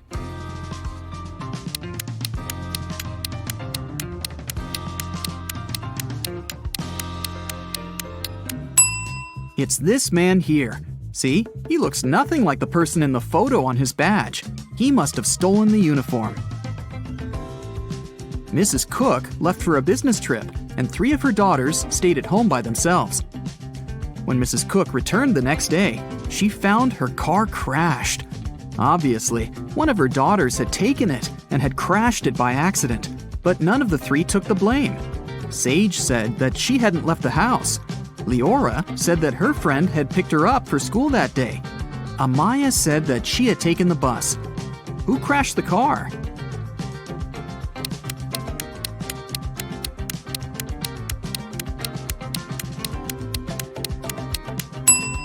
Look inside the car. There's a purse. If you were attentive, you could have noticed that the day Mrs. Cook left, Amaya had this purse. So it was her who had crashed the car. Naya woke up on a Saturday morning after a long and hard week. She was very hungry, so she decided to make herself breakfast. Naya had a dozen eggs. She broke 3 eggs, fried 3, and ate 3. How many eggs are left?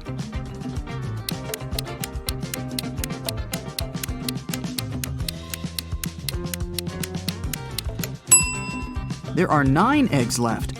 Naya broke, fried, and ate the exact same 3 eggs. Esme was walking through the forest and got lost. After hours of wandering around, she found a witch's house. She walked in, pet a cat, and asked the witch to take her home. The witch was making a new potion and asked Esme to give her a plant from the shelf. Esme walked there, but there were 5 of them. "Which one?" she asked. Not the one right in the middle, and not the smallest one. Also, don't take the one that's next to the pink flower. So, which one does she need?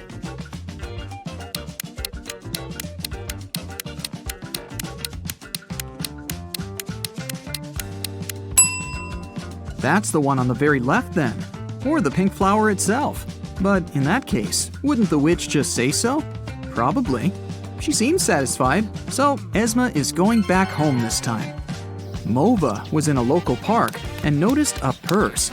Someone must have forgotten it, so she took it to Lost and Found. They accepted it and said they would give it back to the owner. At the end of the day, 3 women came in and demanded the purse back, each stating that the purse belonged to them. Take a look inside the purse and decide to whom it really belongs.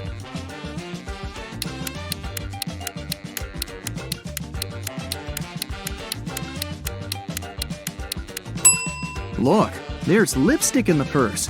There's just one woman who's wearing lipstick of the same color, and it's this one. So the purse must belong to her.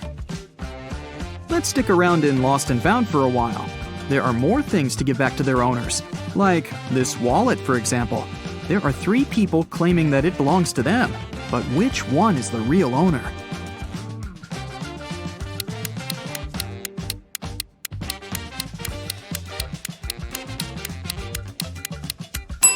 Look, there's an ID card.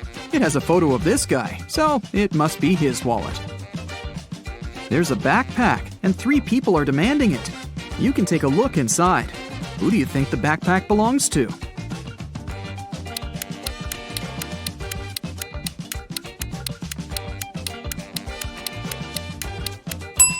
There's a jacket that matches this girl's trainers perfectly. It must belong to her. Can you pick the owner of this purse out of these 3 people?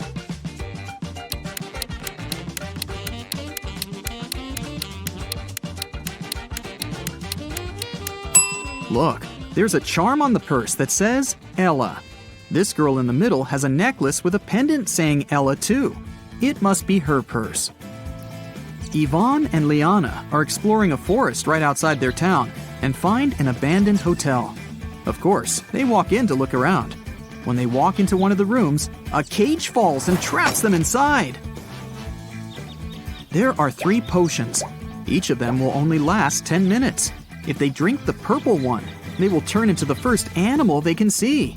If they drink the blue one, they'll be able to fly. If they drink the orange one, they'll switch bodies with each other. Which potion should they drink?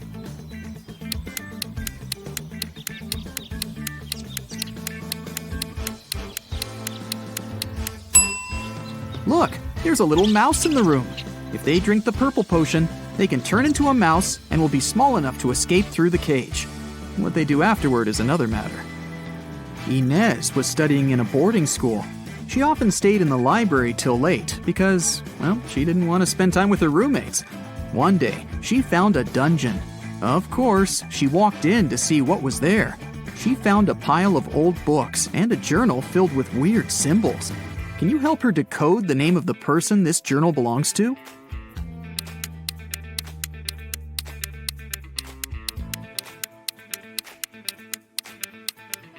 For each letter, there's a unique border and dot combination. To decode, Inez just has to find the respective letter. If she does it right, she should get the name Marion. A group of friends were partying on a Friday night in a neighborhood. The next morning, Mr. Johnson came to his little shop and found that the glass door was broken. Nothing was stolen, but he reported to the police because he wanted the glass replaced. The police found fingerprints of 3 people on the bottle: Nova, Ayla, and Eamon.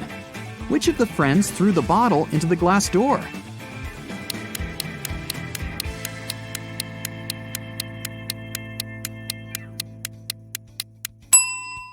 It was Eamon. His fingerprints are upside down and are located on the bottle's neck. This means that he wasn't holding the bottle to drink, but upside down to throw it. A group of cyborgs arrived on Earth to study humans' behavior. The police found out about it and got concerned. They want to track every cyborg and interrogate them. Let's help them find a couple of cyborgs in disguise. Look at these two people here. One of them isn't a human, but which one?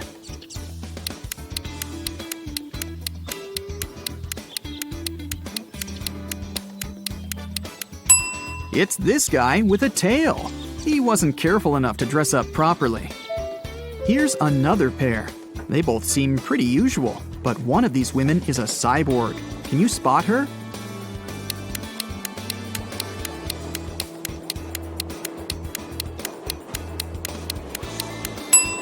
It must be this one. Her eye color is orange, which is not humanly possible. Look, there are two suspicious people in the grocery store. Oh no, there's just one cyborg. Which one?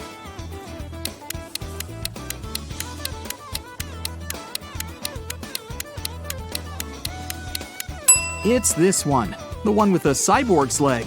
Oops, he forgot to cover it up. Then the police moved on to different houses. One officer took a look at these two houses today. In which house does a cyborg live?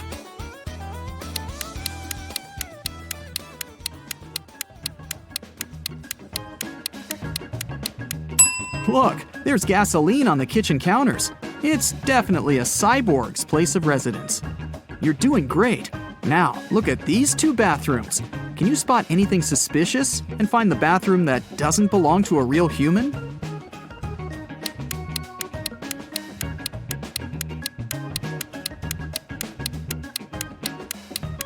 Look, there's a wrench instead of a toothbrush. I bet that's the one. A young actress, Chanel, was staying at a hotel in Miami. Suddenly, she screamed!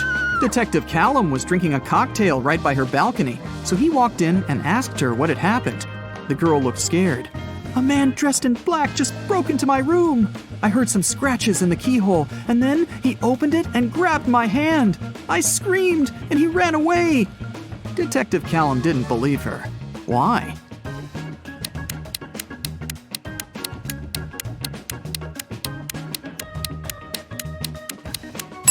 The door of the room opens inwards, and it's loaded with boxes now.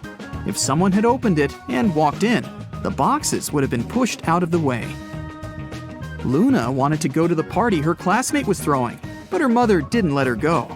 Still, she felt bad, so she said, "If you need to get out of your room for a while, you can go visit your grandparents at their geese farm for the weekend." Luna agreed. But she decided to trick her mom. Instead of going to her grandparents, Luna went to the party. When she got home, her mother asked her how the weekend had been. Luna replied that she had a great time, spent a lot of time in the garden, and was responsible for feeding the chickens every day. Her mom knew that she was lying. How?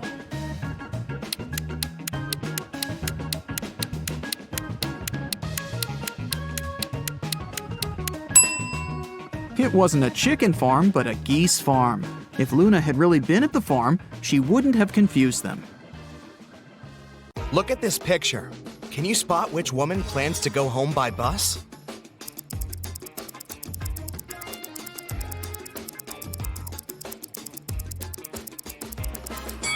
This woman left her coat in a car, while the second woman is probably waiting for the bus. Can you identify which woman has spent more money on her home than the other, just by looking at their rooms?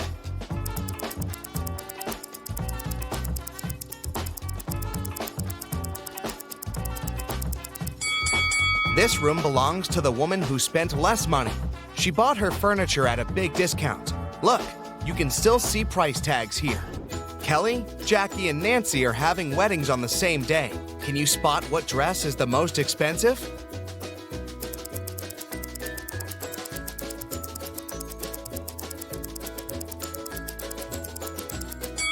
Although Kelly's dress looks fantastic, it's several sizes larger than she needs.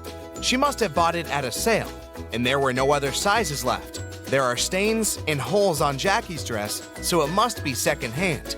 Therefore, Nancy's dress is the most expensive. Let's check how good you are at spotting small details. Which bill is fake?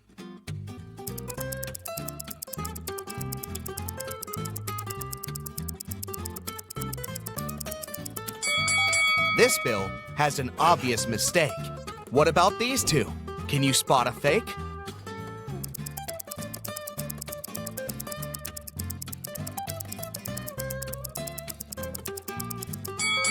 This one. The portrait doesn't belong here. What about euros? Can you see any difference?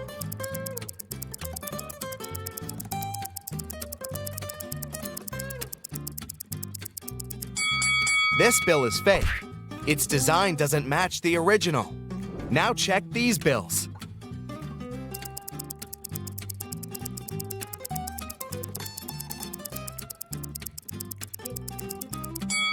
This one is fake. Look at the words. They don't belong here. Diana is a young and ambitious entrepreneur. She wanted to find investors for her business project, but she spent all her savings on research and didn't have enough money even to afford a ticket for a business conference. So she climbed through the toilet window. The conference manager caught her on camera and sent a guard to one of the rooms where Diana might be hiding. Help the guard determine which woman is Diana.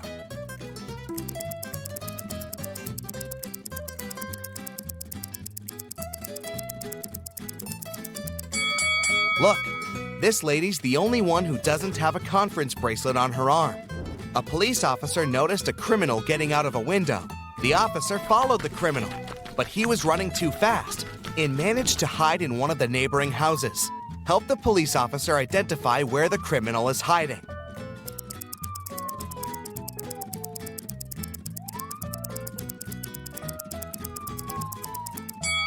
There are no fresh traces around this house.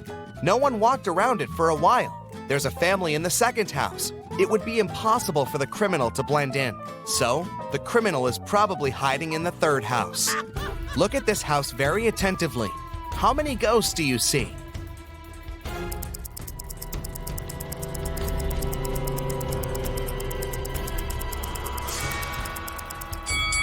That's right, 13.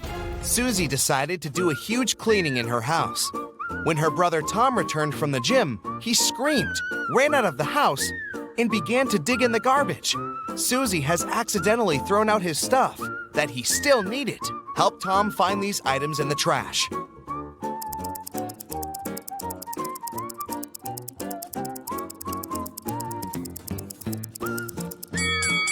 That's right, here they are.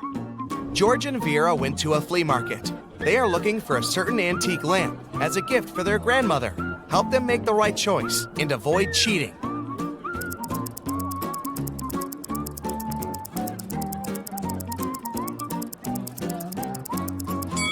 This lamp fully corresponds to the photo they have. Can you spot a ghost at this stage?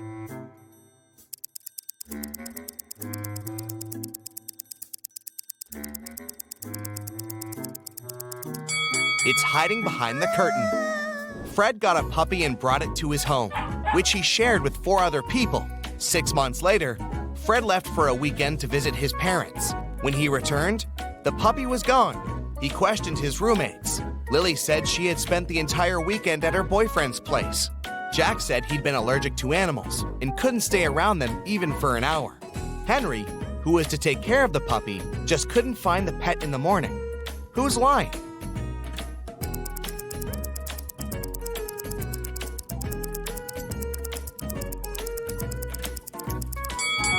Jack. How did he live with the puppy for 6 months with his allergy? Can you guess the country?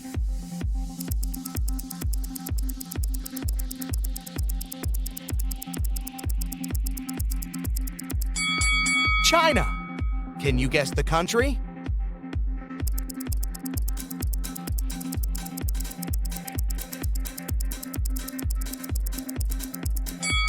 That's right, it's Belgium. Can you guess the country?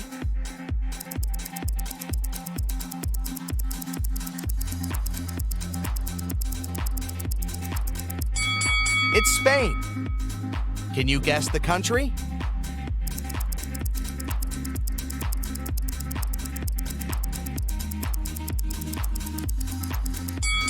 Japan. And one more. Can you guess this country?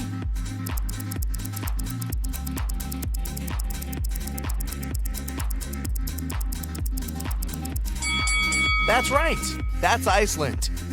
Lisa and Mia are two sisters who usually spend their vacation together on the beach because they adore surfing. But this time, they decided to go on a secret snowboarding adventure in the mountains right after Mia's birthday. The sisters didn't say a word to their family and friends. Soon after, they arrived at the ski resort. They disappeared. The police examined the car and found some gifts for Mia. Which gift is suspicious?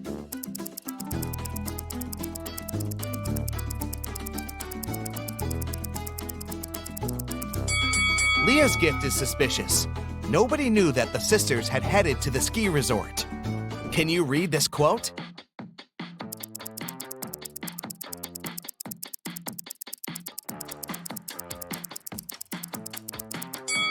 It says, either you run the day or the day runs you. Tim woke up in a creepy house. The Wicked Witch was making a potion in the kitchen. She saw Tim and said, "Here's my dinner.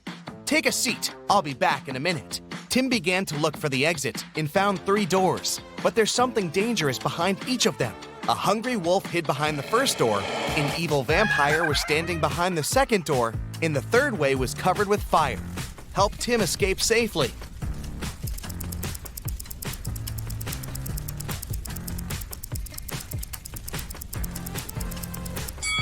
He needs to grab the garlic and walk through the second door. Garlic will scare away the vampire. Jill and Christy were jogging in the street. Suddenly, a taxi drove past and splashed both of them all over with water from a muddy puddle. The ladies decided to finish jogging for today, said goodbye, and went to do some laundry. Look at the picture attentively. Can you spot who of the 2 ladies is rich?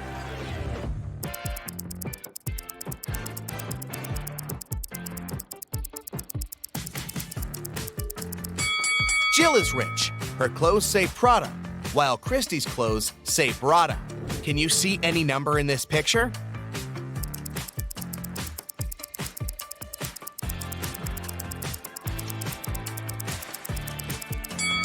It's 217. See?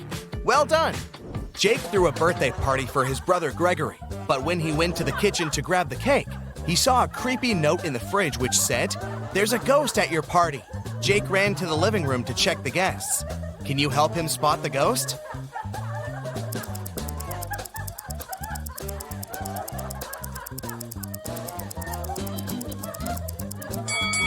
This woman over here doesn't stand on her feet.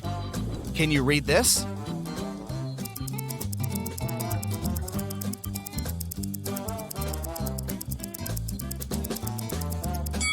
It says Matrix. Jane woke up in a creepy laboratory. A mad scientist said, "I'm gonna let you go if you make the right choice," and showed her 3 doors. But each door hid danger. Behind the first door, she saw poisonous gas that will make her unconscious in 5 seconds. The second door hid acid that burns everything out in 5 seconds. And the third door hid a pool with water infected with a dangerous virus. Which door should Jane choose?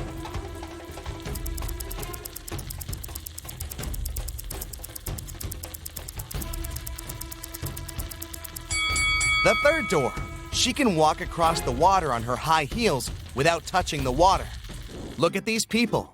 Can you place an apple in such a way so all the people but one see it? Where do you place the apple? Do you see any secret spots in the room? You have 10 seconds to figure it out.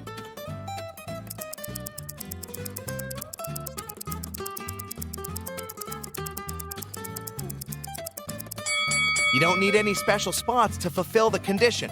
Just place an apple on someone's head. Let's have a brief personality test. Can you see any weird elements in this picture?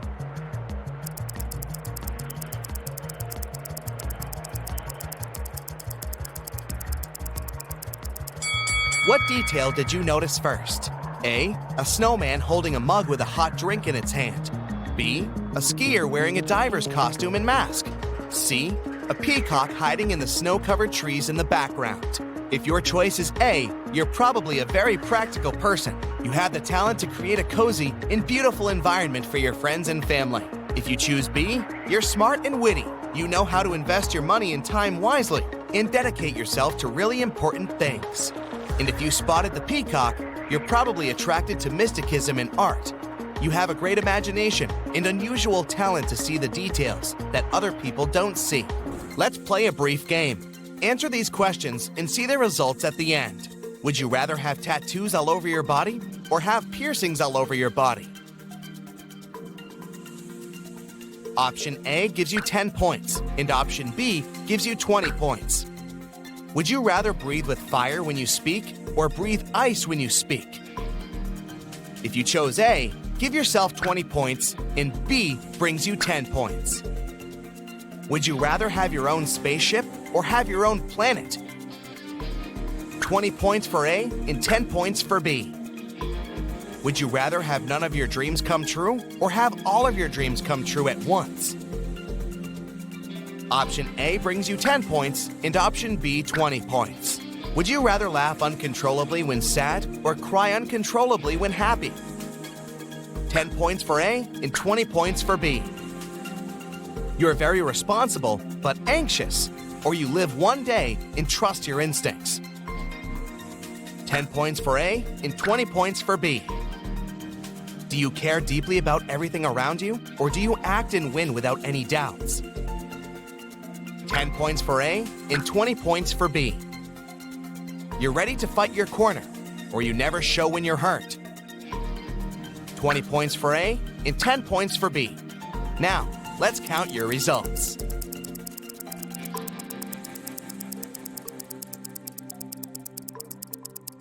If your score is between 80 to 120 points, you have a calm and grounded personality. You can settle any conflict and bring peace, which is why your friends love you very much. It seems like you were born to lead, be responsible for others, and make things done. 120 to 160 points, you love adventures, and adventures love you. People admire your bright personality, even if they don't show that. A job in the field of entertainment, art, and tourism will be the perfect choice for you. There was an incident in a secret laboratory. One of the scientists released a substance that turned people into vampires. Detective Reed arrived at the scene to interview 3 witnesses.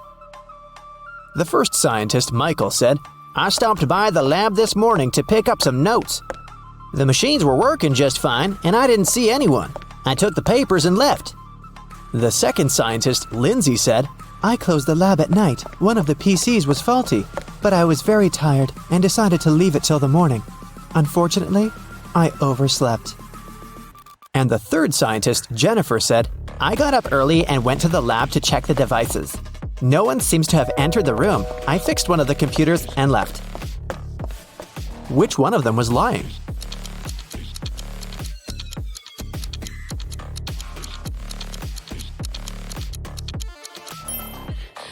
Michael is lying.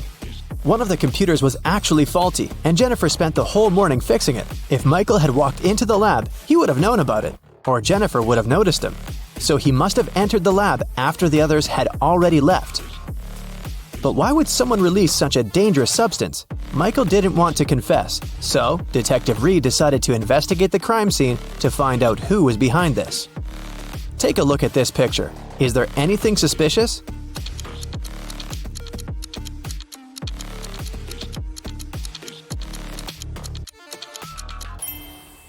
It looks like Michael dropped an ID card. And look, it doesn't belong to him. The name on the card is George Wilson. Let's ask him about the incident. Detective Reed went to Mr. Wilson's office to ask him about the incident. "Oh yeah, I gave my pass to Michael," Mr. Wilson said. "But that's only because I had left something in the lab. My glasses. I didn't have time, so I asked Michael to pick them up." Well, that's not a very clever excuse, but how can you prove the man is lying?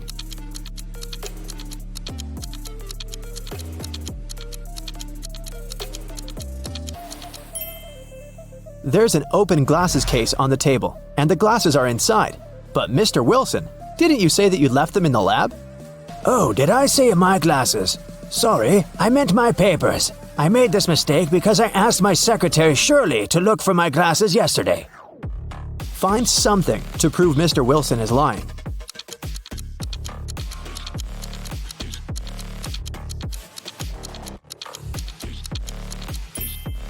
There's a calendar on Shirley's desk. Yesterday was her day off. It's marked red.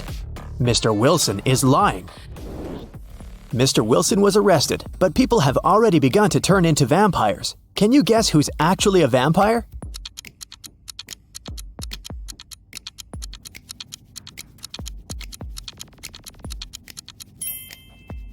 The woman on the right. She's putting on her makeup, but do you see? She isn't reflected in the mirror. Meanwhile, those who haven't turned into vampires gather everything they might need to survive. Which of these people is more likely to stay alive?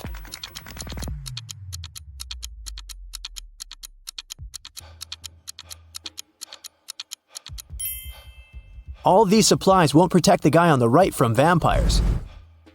As for the girl on the left, she's stocked up on what she can to defeat the vampires. She has a higher chance of survival. Let's check out the subway. There are 2 women here. Which of them is not pregnant?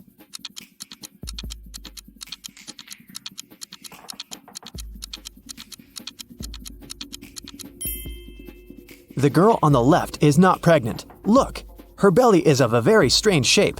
That's because she has hidden her survival supplies under her clothes. Vampires decided to throw a party. Who among those present is actually an undercover human?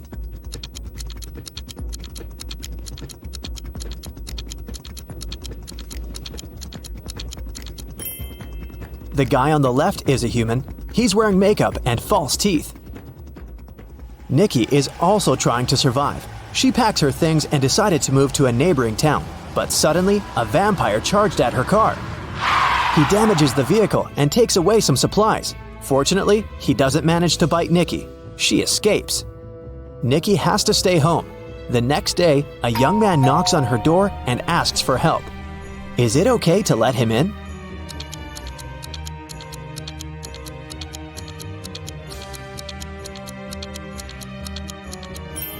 Nope. He has the same scar on his cheek like the vampire from the day before. Nikki continues to hide at home.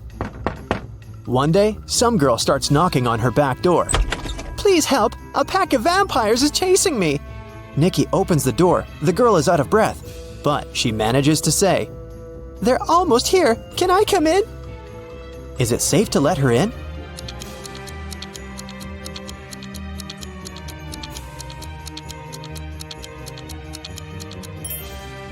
No! This girl is a vampire. Anyone in this situation would immediately run inside the house, but vampires can't come in without an invitation. Nikki was checking her house and suddenly noticed that there was someone in the attic. She approached the shadows. It was a father and daughter. Please don't kick us out. Sorry, we snuck in without permission. We've been trying to hide from the vampires. The father said, Is it safe to let them stay?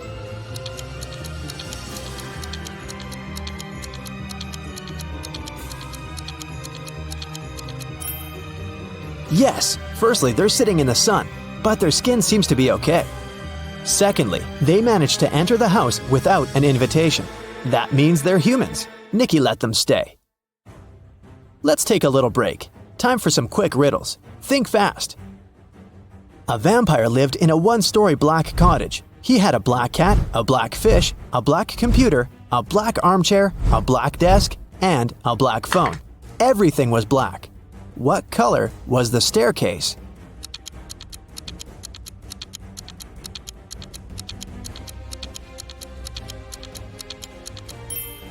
There was no staircase in that house because it was a 1-story cottage. 3 vampires are walking fast. The first vampire says, 2 other vampires are walking behind me. The second one says, 1 vampire is walking behind me, and 1 is walking in front of me. And the third one says, 2 vampires are walking in front of me, and 2 are walking behind me. How is that possible?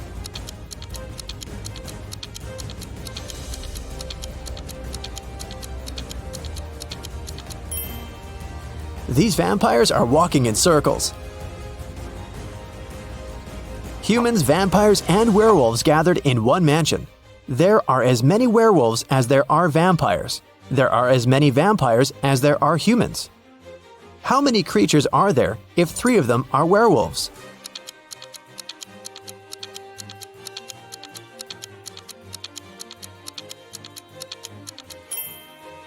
There are 9 creatures in the mansion, 3 werewolves, 3 vampires, and 3 humans. Now let's go back to Nikki and her adventures. Nikki, Peter, and his daughter Becky decided to go to another town together. It takes 2 days to get there. They drove all day until night fell. Now they have 3 options. First, they can continue driving until the morning, despite the fact that they may meet a lot of vampires along the way. Second, they can spend the night in the nearest cave with bats. And third, they can sleep in the car. Which option would be the safest for them?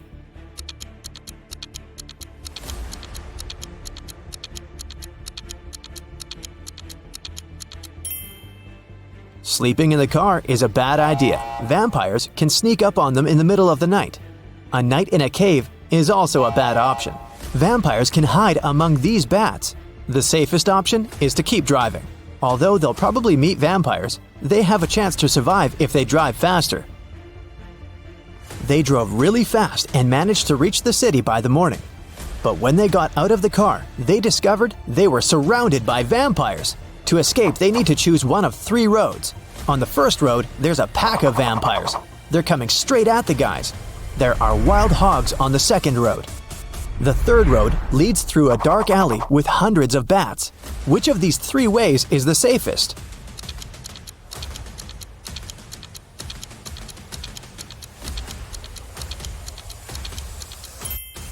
The second way is the best option because the sun illuminates it, so vampires can't follow Nikki and her new friends. Plus, these dogs don't look too unfriendly. The guys reach 3 stores. Now they need to decide which of the stores is safe to enter. Nikki, Peter, and Becky look through the windows to see what's inside. The first store is empty, but it seems to be full of traps. The second store is full of survivors, but they look dangerous. And the third store seems empty as well, but it's completely dark there, and you can't see anything except for dozens of bats. Where should Nikki lead her friends?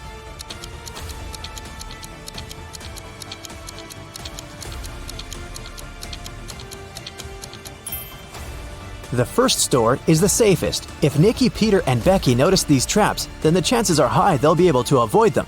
It's worth a try. There's a man in the city who's trying to survive by hiding among vampires. Nikki spent a week photographing vampires to figure out who he was. Will you be able to see who is actually human in these photos?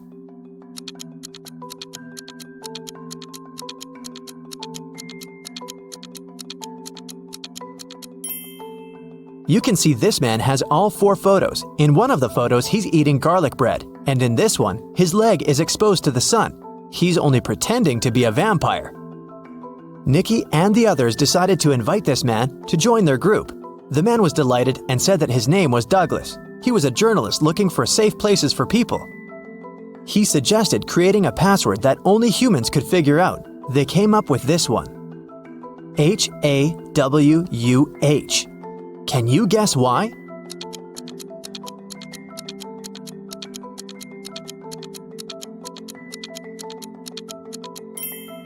If you look at the reflection of this word in the mirror, you will see Huwan, or Huwan. Flip the letter W and you get the word human. But only those who get reflected in the mirror will be able to solve this puzzle. Nikki and her friends settle down in this town. Can you guess which of these houses belongs to Nikki, in which Peter and Becky live, and in which Douglas has chosen?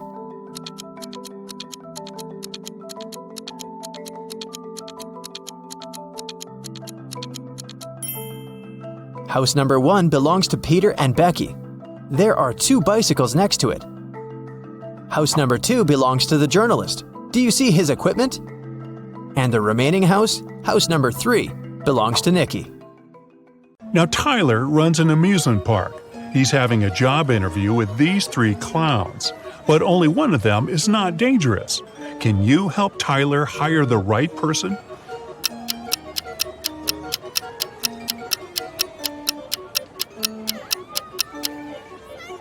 The first clown doesn't cast a shadow, so he's probably a ghost. And the third clown is stealing money from the second clown's pocket, so he's a thief. Therefore, Tyler should hire the second clown. Peter and Holly are having their first date in the amusement park. They decide to ride the Tunnel of Love. At some point, it gets pretty dark inside the tunnel, and after the ride, Peter finds out that his wallet is gone. Tyler calls the police and questions 3 customers from nearby swan boats. Bella says, "I'm sorry, I filmed a video on my phone. I didn't look around." Tim says, "No way, bro, my wallet is gone too." And Lisa replies, "In the dark, I felt someone touching my bag. I pushed the attacker away. Can you spot the thief?"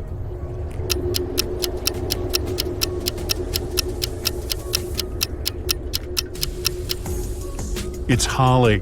Take a look at her bag. There are 2 wallets inside it, and here's one more in her pocket. Tyler receives a curious delivery. It has streets, but no pavement. It has cities, but no buildings. It has forests, but no trees. Also, it has rivers, yet no water. Can you guess what it is?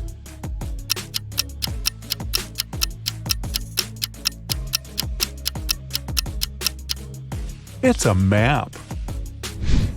There are 3 bakeries in the park.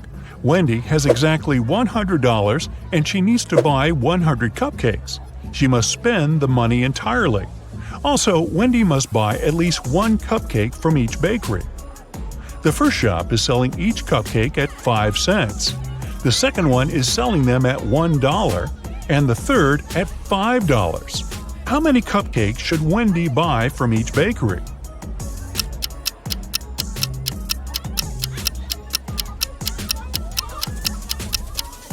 To fit the budget, Wendy should buy 80 cupcakes from the first shop, 1 cupcake from the second shop, and 19 cupcakes from the third shop. Brian decides to take a ride on the Ferris wheel. On his way up, someone suddenly throws ice cream right in his face. When the trip is over, he interviews 3 suspects.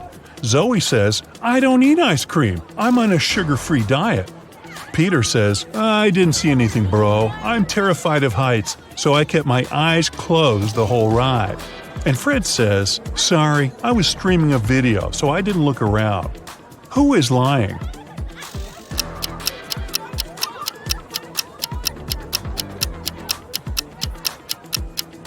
Peter.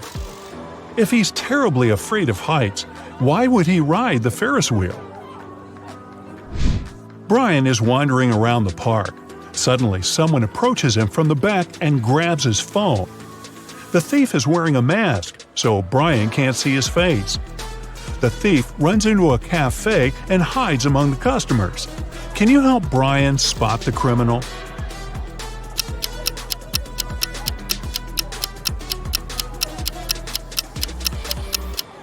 It's this woman. She's hiding Brian's wallet in the menu. Tyler is walking down the street after a long work day. Suddenly, he pushes this lady. Can you guess why?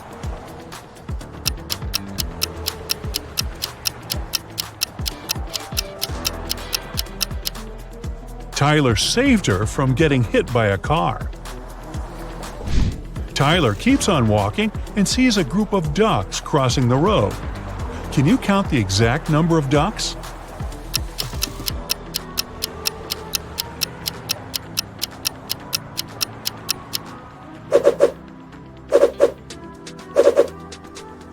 $16. Tyler enters a jewelry shop where his girlfriend Mary works as a saleswoman. Unfortunately, he finds her unconscious on the floor. He calls doctors immediately. They figure out that Mary was poisoned. Tyler questions 3 witnesses. The cleaning lady says, "I was cleaning silver jewelry in the storage room." The guard said, "I was having a lunch break outdoors and talking with my friend." And the boss says, "I had a business meeting in another part of the city."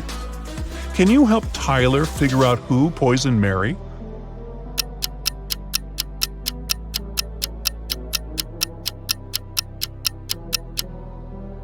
Take a look at the hint that Mary left on the wall. It literally says that the boss did it. A few days later, Mary gets better and decides to prank Tyler. She brings 3 similar boxes to his house. There are 2 delicious cheesecakes in 2 boxes, and the remaining box contains dog food. Let's spin the boxes back and forth. Can you find the pranked box now?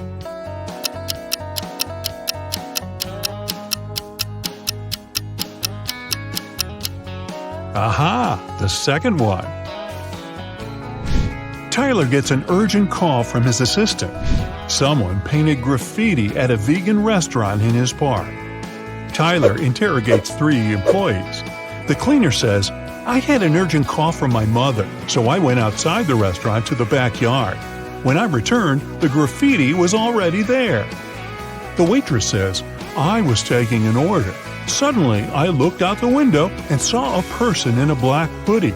He dropped a paint can and ran away." And the cook says, "I was wearing my earphones and frying chicken wings in the kitchen, so I didn't notice anything suspicious." Who's lying?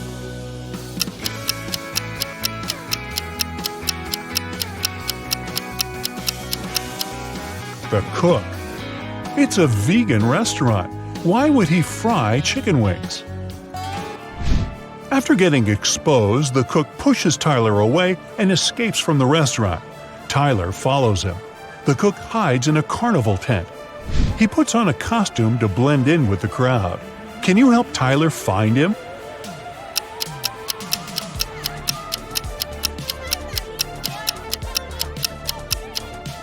There he is. It was raining heavily outside, so his shoes got wet. Tyler is walking around the park and spots 4 weird details. Can you see them too?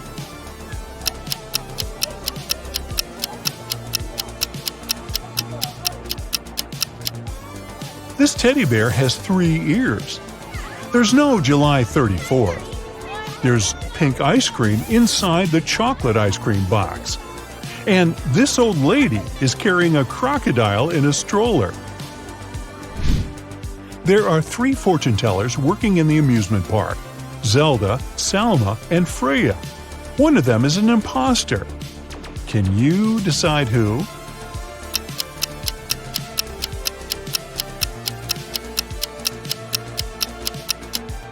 Salma has an earphone in her ear, which probably means that someone is helping her when she tells fate. Later that night, Tyler finds Zelda lying unconscious at her workplace. There's a weird note in her hand. Tyler calls the doctors and the police. He also finds out that Zelda had only 5 customers that night: Alex, Rick, Emma, Rose, and Zoe. Can you figure out who's guilty?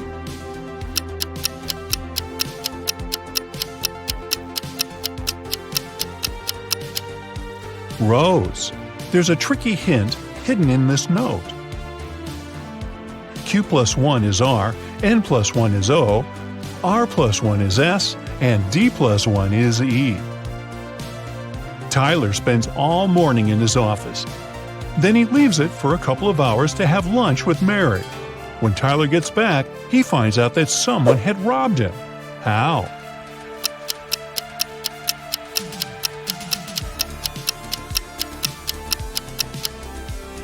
These 6 items are missing. Tyler is checking out these clowns' makeup before their performance. Can you spot the odd one out?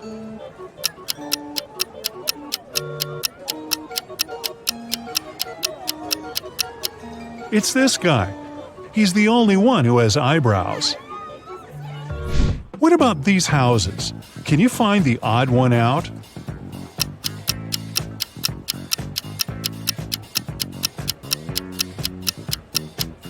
Yup, it's this one. Tyler receives 4 new tents. Unfortunately, one of them has a slightly different design. Can you spot which one?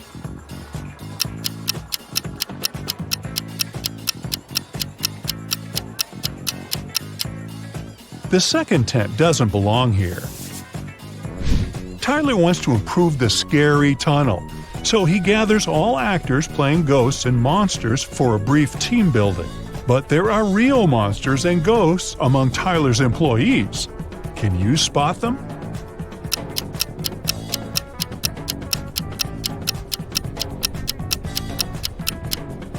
This guy is too transparent for a human. He's a ghost. And huge claws cut through this guy's sneakers, so he's probably a werewolf. Tyler wins a cute teddy bear for Mary. They get distracted for a second and then see that the toy is gone. They look around and find 3 suspects. Can you guess who is a thief?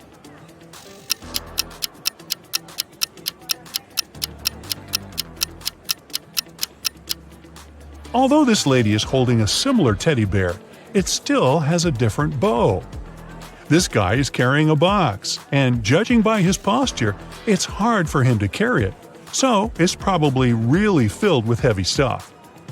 And the third guy's guitar is outside the bag, which means he can be hiding the teddy bear inside the guitar case.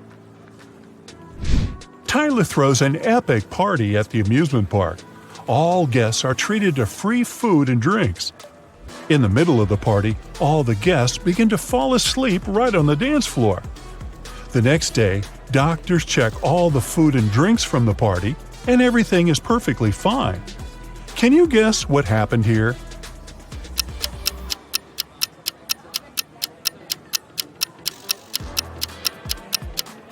These balloons were filled with sleeping gas. In the middle of the party, they burst and made the guests fall asleep.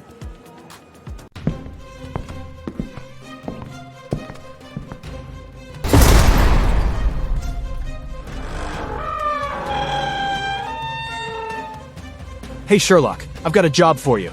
Are you ready to polish your analytical skills? Great. Here you go. Yeah.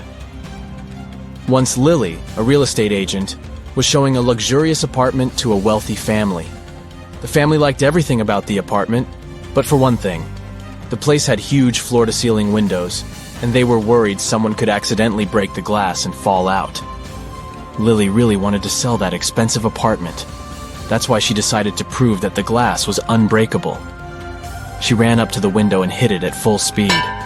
The glass indeed didn't break, but Lily fell out of the window and was rushed to a hospital. How could it happen?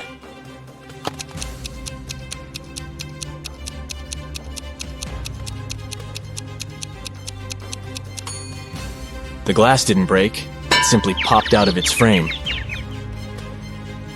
One day, Detective Morris decided to have a walk in the park. In the middle of his stroll, he got a call from his assistant.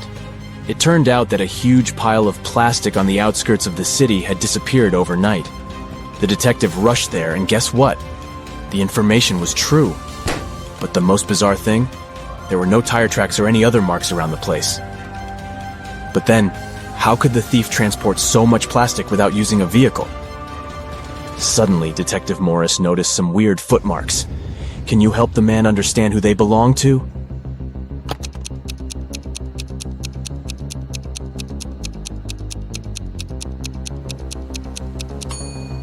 Those are definitely not human footprints. They might belong to an animal or some other creature. The case is getting weirder by the minute. Detective Morris was wandering around the city for hours looking for clues. Soon his assistant informed him about the disappearance of yet another pile of plastic. At the crime scene, the detective found the same footmarks. The expert he had asked to examine the photos and samples replied that the footprints didn't match any other in her extensive database. She even suggested that they could belong to an alien. But why would aliens need our plastic? Morris decided to prevent the next crime. He went to the outskirts of the city again and spotted 2 piles of garbage. Look at them attentively. Which one might aliens want to steal?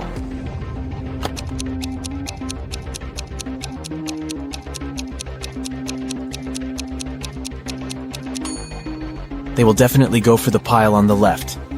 There's too much stuff made of iron in the right pile, but aliens are after plastic, so pile on the left it is. Detective Morris decided to catch the aliens red-handed. In an hour or so, the man noticed a spaceship landing not far from the piles of trash. An alien climbed out of the spaceship and transported the pile that contained plastic into the ship. Detective Morris was shocked, but there was no time for panicking. A small door was open in the side of the spaceship. He sneaked inside. He only had some time to look around when a siren started blaring. Oh no! Are they gonna take off? The man rushed back to the door, but it was already locked. Luckily, Morris noticed a math equation on the door. It looked as if it was made out of matchsticks. 5 plus 7 equals 2. But the answer was wrong. By trial and error, the detective understood he could only move one matchstick to make the equation correct. How can he do it?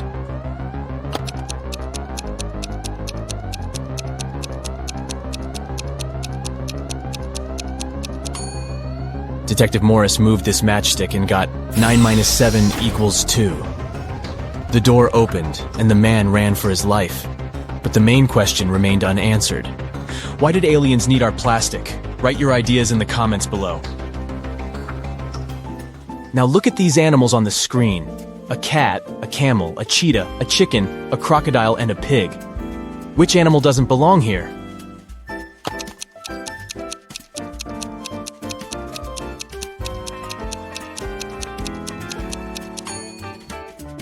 The pig is the odd one out.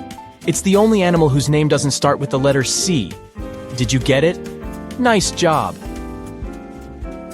Look at these 6 glasses. The first 3 are filled with water, while the other 3 are empty.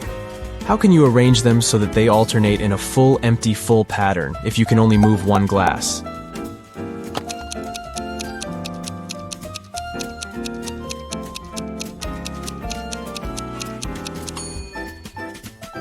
Pick up the second glass and pour the water into the 5th one. Here you go. Now you have 7 guests at your birthday party. And your task is to figure out how to divide your very round birthday cake into 8 equal pieces by making only 3 cuts.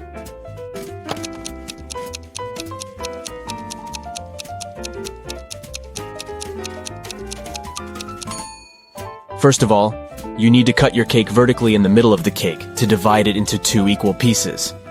Repeat the same process, but this time, make a horizontal cut.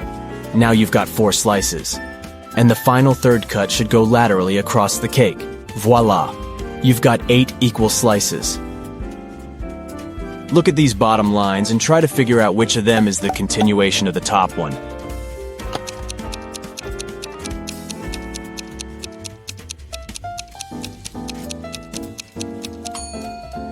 It's this line on the left, see? You've been kidnapped by an insane scientist who's going to test his new protective cream on you. After covering you with this lotion, which you absolutely don't trust, he offers you to choose one of the 3 containers he'll then throw you in. One of the containers is filled with radioactive waste. In the second container, there is an acid that can eat even through metal.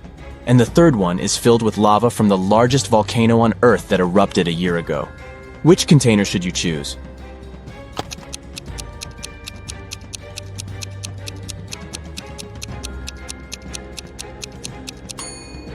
Pick the container with lava. If the volcano erupted a year ago, the lava must be already solid. Look at these prisoners. Can you figure out who came from the future?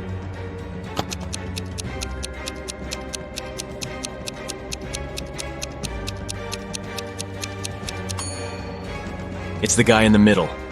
Unlike the other 2 men who are dressed like people were in the past, he's wearing modern clothes and cool sneakers. A terrible virus broke free from a laboratory, and now all animals and plants on Earth are mutating at a horrifying speed. Uh-oh. You've been trying to find the solution, but instead got trapped in the laboratory where it had all started. There are 3 doors you can escape through, but behind the first one, there is a bunch of aggressive flesh-eating cacti.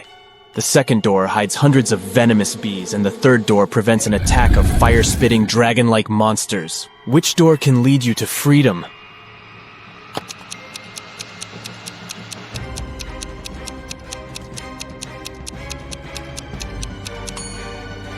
You can get out of there alive if you choose the first door. Even though the cacti eat flesh, they're still plants and can't move, so you can easily get around them. You're trapped in a room that's steadily getting filled with water coming from a tap in the wall. There are no windows in the room and the door is blocked. You have a mop and a big bucket. What can you do to survive? Yep, you don't have any options in this riddle, so think of your own way to get out of this situation.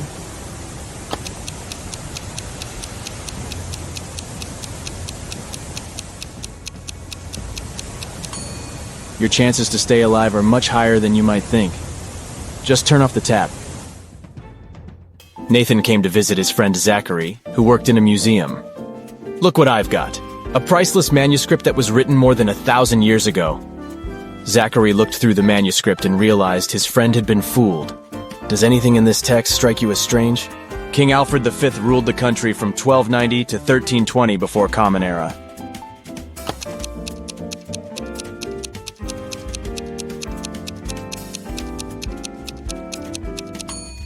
If we talk about the dates before the Common Era, they should be in reverse order. The original text would read, King Alfred V ruled the country from 1320 to 1290 before Common Era. A villain has caught you, and now he lets you choose in which cage he will keep you. You can get out of the cage only through the lid in its ceiling. But on top of the first cage, there is a nest of venomous snakes. Boiling water is on top of the second cage. And on top of the third cage, there is a hungry lion. Which cage should you pick to be able to escape when the villain falls asleep?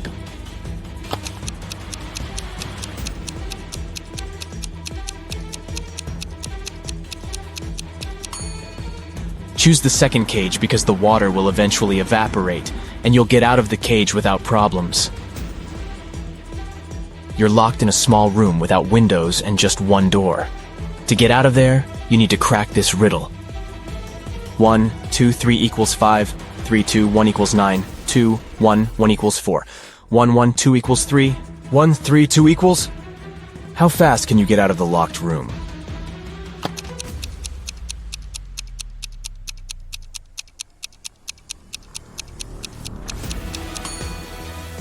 The answer lies in the addition of the second and third digits, and the multiplication of the sum by the first digit. Let's take the first equation.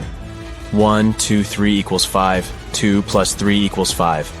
1 times 5 is 5, let's make sure. 3, 2, 1 equals 9. 2 plus 1 equals 3, 3 times 3 is 9. Then the answer we need is again 5. 3 plus 2 equals 5, 1 times 5 is 5. Now, let's check if you can think outside the box. A few rebus puzzles will do the job. Try to figure out this one. Way, progress.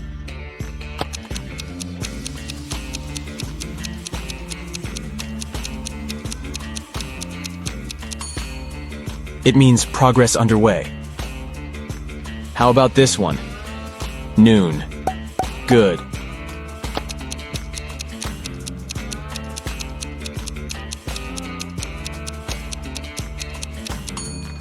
It's good afternoon.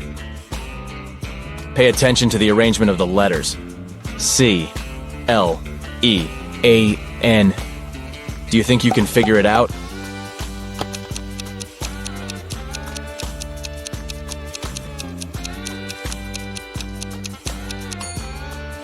It means clean up. What word or phrase can you see here? Give, give, give, give.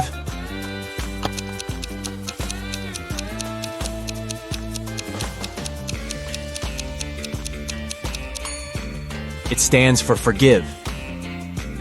Concentrate. I believe you can crack this puzzle. 1N, 3N, 5N, 7N.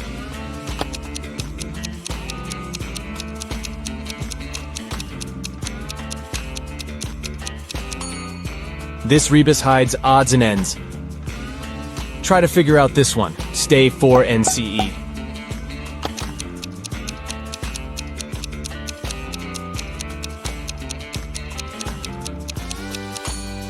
It's for instance. Great job! Mr. Carter, a rich man who collected antiques, asked Detective Morris to visit him.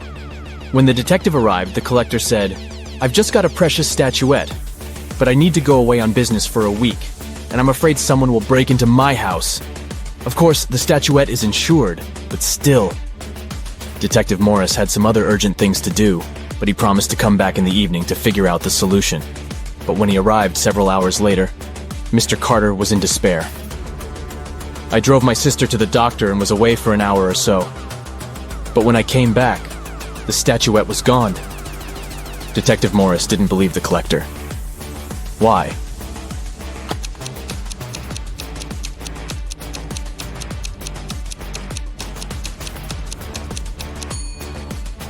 When he left the house in the afternoon, he noticed an apple lying in front of the left part of the gate. It's still there.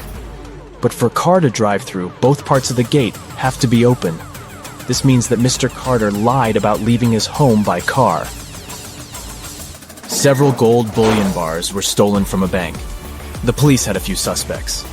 But when they arrived at the main suspect's house, they realized they had forgotten to bring a warrant. The man told them he wasn't going to allow them to search his house. Come back with the warrant and we'll talk. An hour later, the police officers came back with the needed documents. They thoroughly searched the house and the garden, but didn't find the gold. Suddenly, one of the officers exclaimed, "I know where he hid the gold. Have you figured it out too?"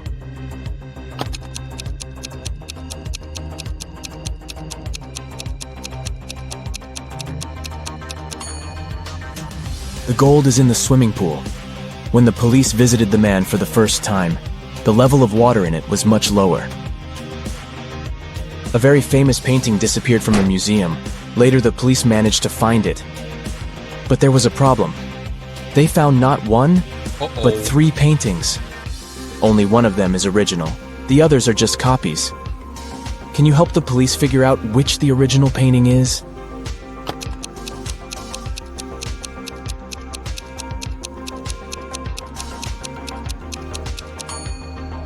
It's the one with the brown frame. Take a look. All frames in the museum are made in the same style. You've got accepted to the best school of witchcraft and wizardry.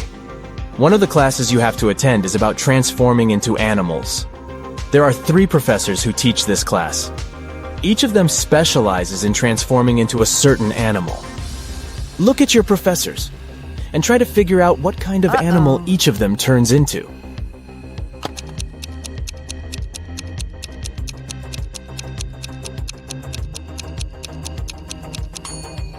Have you noticed that the first professor has a forked tongue? He must transform into a snake. The second professor has a lion's tail. It must be the animal she transforms into. And the third professor has bear claws. He must turn into a grizzly bear. Jenny and Ben were about to get married. They wanted to book a hotel for their wedding ceremony in the party. So they went to a wedding planner to look at some options. She told them only 3 hotels were available for the day they wanted and showed them the pictures. Which one should they choose?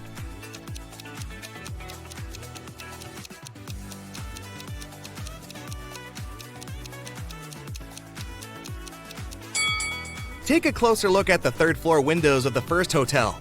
In the last window on the right, there's a creepy shadow of a monster that appears and disappears. 5 stars or not, no one would like to get married in a haunted place unless they're an Addams Family member. In the 3rd hotel, only has 2 stars. It probably doesn't have the facilities to host a wedding, so the best choice is the 2nd hotel. Great choice, the wedding planner said, and you're in luck because they actually have a great discount offer. If you can answer this riddle correctly, you won't have to pay for the ballroom rental. Here it is. Those who have it, do not say it. Those who take it, do not know it. Those who know it, do not want it. What is it? Do you know the answer?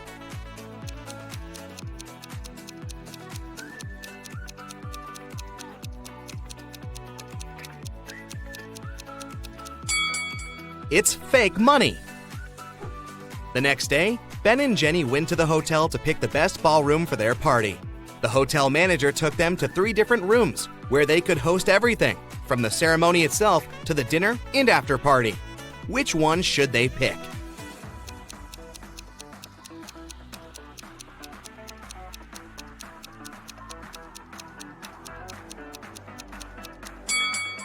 Do you see a little mouse hole in the corner of the first ballroom? The couple wouldn't want such uninvited guests at their party. As for the second ballroom, the chandelier looks like it might fall down any minute. Not the safest option, so they should pick the third ballroom. It was time for Ben and Jenny to pick the wedding menu. Since they were not paying for the venue, they wanted to spare no expense in serving food that the guests would never forget. That's why they called 3 different Michelin star chefs. Each of them prepared a different dish and presented them for a tasting. Which chef, and therefore which dish, should they go for?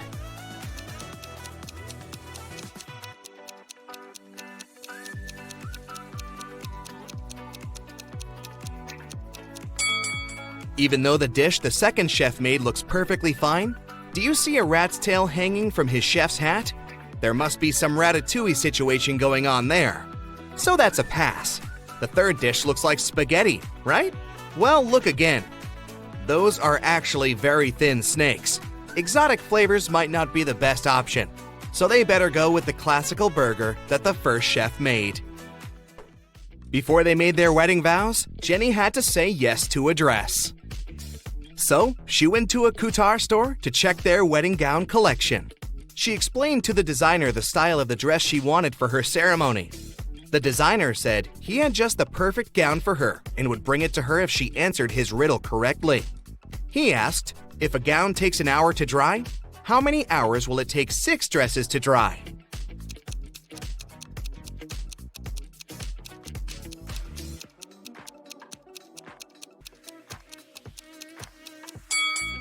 It'll still take 1 hour because they'll all dry at the same time.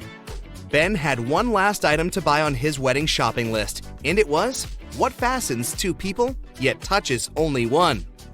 Can you figure out what it is?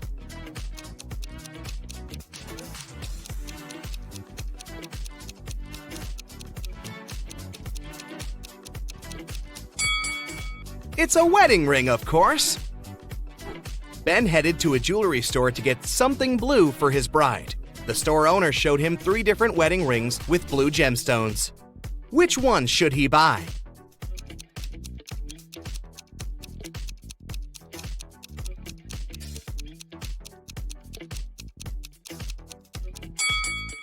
The second ring has an engraving inside, so it must have belonged to someone else before. The gemstone on the third ring has a tiny crack in it. That can only mean it's made of glass or even plastic. So, Ben should buy the first ring with a sapphire. Next, Ben and Jenny were going to send out invitations. One print shop offered them 3 different versions of invitations. Which one should they choose?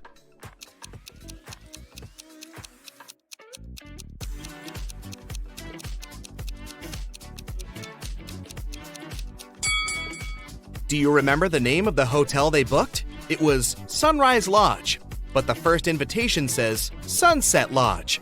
So this one won't do. And on the third invitation, their names are printed as Benny and Jen. That's not our couple, so they should choose the second invitation. Before the wedding, 3 of their friends paid them a visit. One of them brought a painting as a wedding gift, but all 3 claimed that they were the artist who had created it. 2 of them must be lying. Can you figure out who the actual artist is?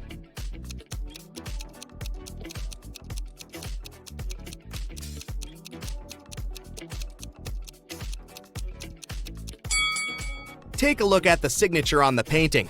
It says Denise. Now look at the third friend's necklace. It has the letter D, so she must be Denise, the artist who painted the painting. It was finally the day of the wedding, and Ben and Jenny's guests started to arrive. However, the hotel security spotted 3 suspicious-looking people who could be uninvited. Take a look at these 3 guys. Can you tell which one is not supposed to be at the wedding?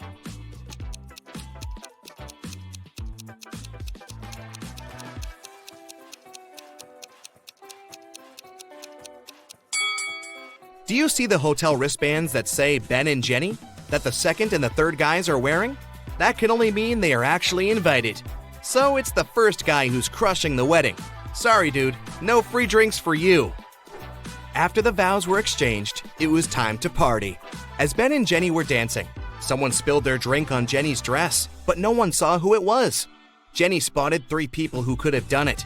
Take a look at them. Can you tell who ruined her dress?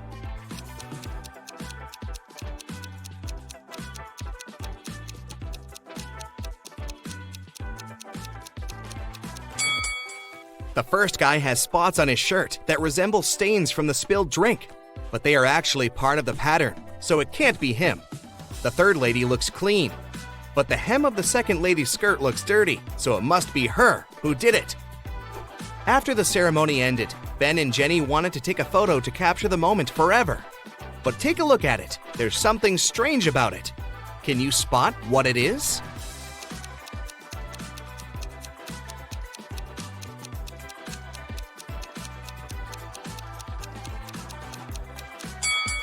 Can you see a woman hiding behind the trees watching them? She is wearing a witch hat, but it's a wedding ceremony and not a costume party. Creepy.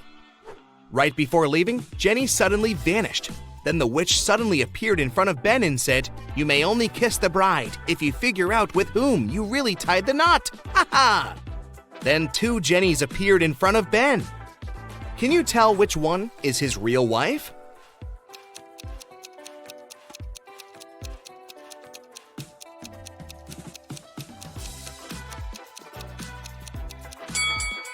Remember the wedding photo? The Jenny on the left is the real one because her tattoo is on the same side as in the photo. Now that Ben and Jenny's wedding was over, phew, it was time for them to pick a honeymoon destination. They went to a travel agency to book a tour. The travel agent offered them 3 different holiday destinations: Ibiza, Cannes, in the Caribbeans. Which one should they go to?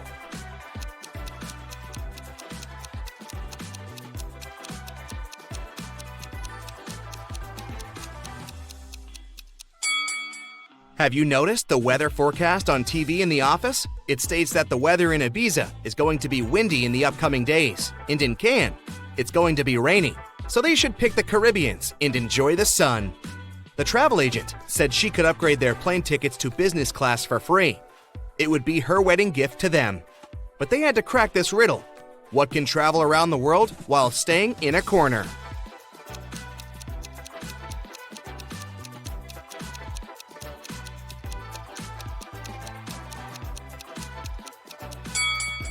It's a stamp. Sarah was in her hotel room when she heard a knock on the door. When she looked through the peephole, she saw a man standing outside. "Sorry for bothering you. I'm the hotel manager," he said. "Our database has crashed, and I need to recheck some information." Sarah said she would be back in a moment, got away from the door, and called the hotel security. She said there is a man trying to rob her. How did she know?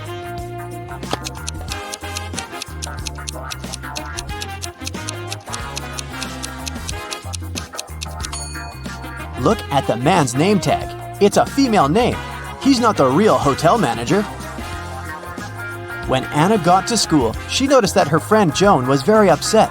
It was just the beginning of the day, but someone had already stolen her backpack. Joan left the classroom to go to the bathroom, and at that moment, someone must have got inside and stolen her things. Anna started her own investigation. Jenna from the robotics lab said she'd been fixing a robot that morning. Kate from the cheerleading squad had just begun her practice, and James said he'd spent 3 hours trying to solve a math problem and was now exhausted. Anna knew right away who had taken the backpack. Can you figure it out?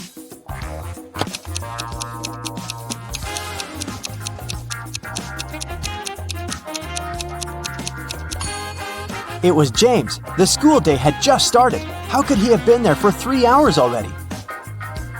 On a beautiful morning, Michael and Christina went on a hike.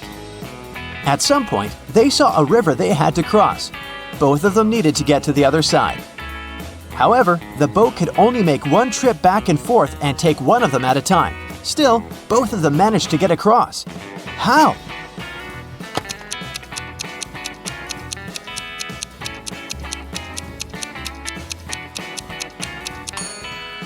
That's easy.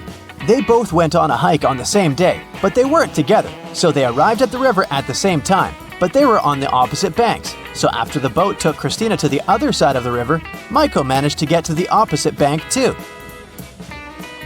At a party, there were 9 candies in a box. 9 people took 9 candies, but 1 candy was still in the box. How could that be possible?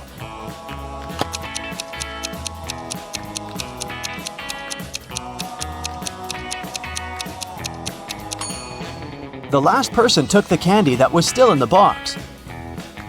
When the day after tomorrow becomes yesterday, then today will be as far from Sunday as the day it was today when the day before yesterday was tomorrow. Which day is it?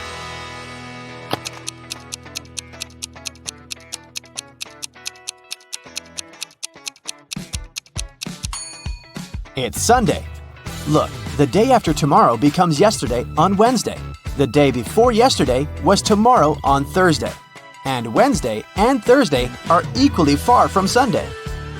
Susanna was walking down the street when she saw a dog. It looked like the dog had just run away, so she picked it up and started searching for its owner. She walked into a co-working space. There were 3 people there. Susanna knew immediately who the owner was. How did she figure it out?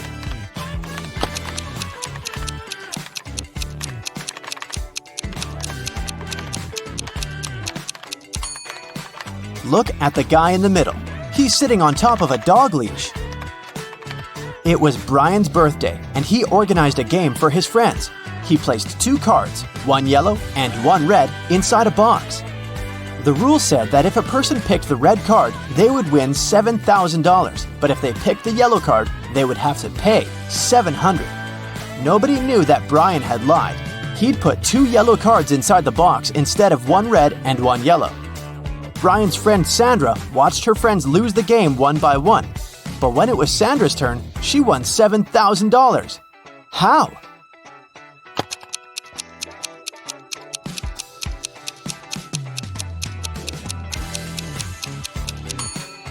When it was her turn, she picked one of the yellow cards, not showing it to anyone.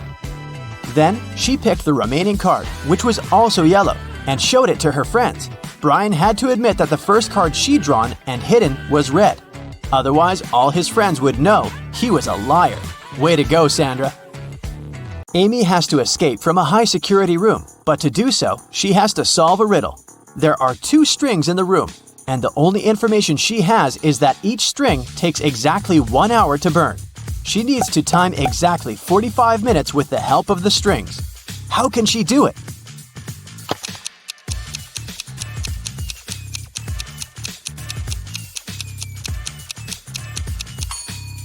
Amy should light both ends of the first string and one end of the second string. In 30 minutes, the first string will burn completely since it'll burn twice faster with both ends on fire. Then, she should light the second end of the second string. At that time, the second string will have 30 minutes left to burn. But by lighting its other end, Amy will make it burn in 15 minutes. Voila! 45 minutes measured. On January 1st, Devin called the police to report a crime. He said he'd gone to his neighbor's New Year's Eve party the night before. And while he was away, someone broke into his house and stole his laptop and other valuables. When the police asked about the party, Devin said it had been great. There was good food and string lights were shining brightly and beautifully. Devin added that his neighbor could have been the one to steal his things. Maybe he snuck inside the house when Devin was at his place, having fun. The police officer went to interrogate Devin's neighbor, Tom. But as soon as Tom opened the door, the officer knew he wasn't guilty. Devin was lying. How did he understand this?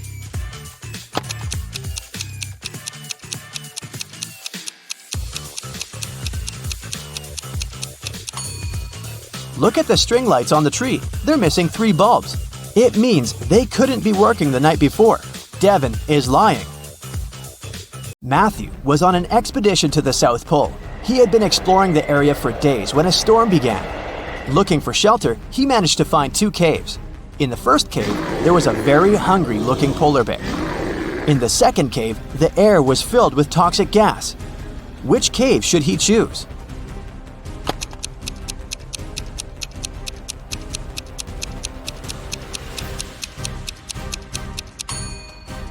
The first cave. Polar bears don't live at the South Pole.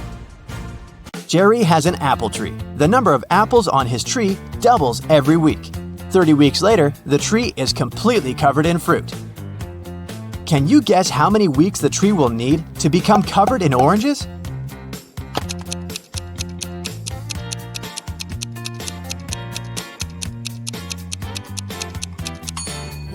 Oranges don't grow on apple trees, but if I asked you about apples, the answer would be 29 weeks. Because, as we know, the number of apples doubles every week. Nobody has ever walked this way. What way is it?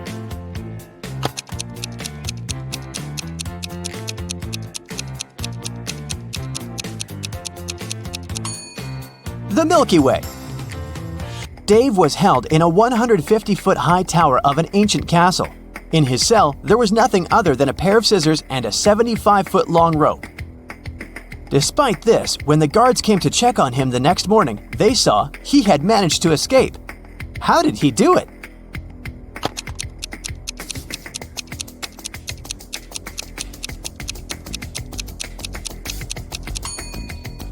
He cut the rope in the middle, but rather than cutting it across, he cut it along. Then, he tied both pieces of the rope together and safely got down to the ground. Genius, huh? On the outskirts of the town, there was a haunted house. A group of friends decided to check it out. They went there at night, but as soon as they got there, one of the friends, John, refused to go inside and tried to stop the others. But they just laughed at him and went inside, leaving him behind. There were several terrible crashing sounds coming from the house. And then everything went still. John never saw his friends again. How did John understand that there was something seriously wrong with the house?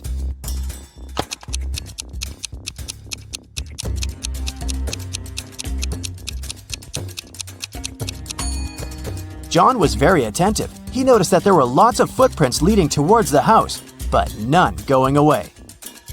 Rachel was in her office when security called her, saying there was a robber in the building and he was trying to escape.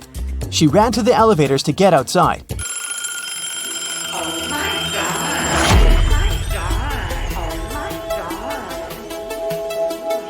But two elevators arrived at the same time. In each of them, there was a man that looked suspicious and could be the robber. How can Rachel understand which elevator is safe to take?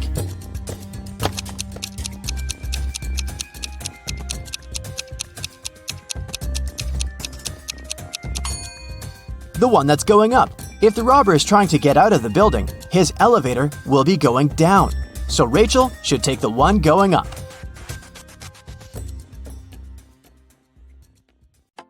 Jill and Jim live in the US. One day, Jim goes on a business trip to Europe. Jill misses him very much, so she calls him up. She asks Jim to take a selfie and send it to her. He agrees. Jill gets furious as soon as she sees the picture. Jill: "You're a liar." How did Jill figure it out?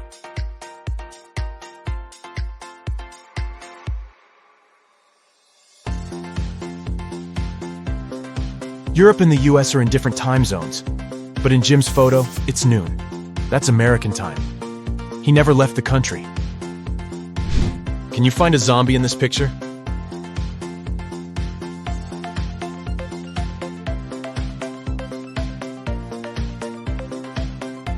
Over here. What about this ski resort? Can you spot any zombies?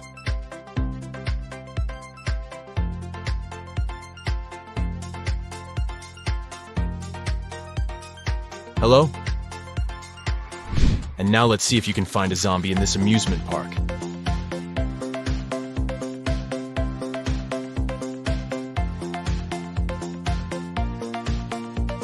It's hiding over here. The biggest bank in town was robbed last night. The local police investigate this case and find two suspects. They go to search their houses. The officer sees a clue and figures out who the criminal is. How did he guess?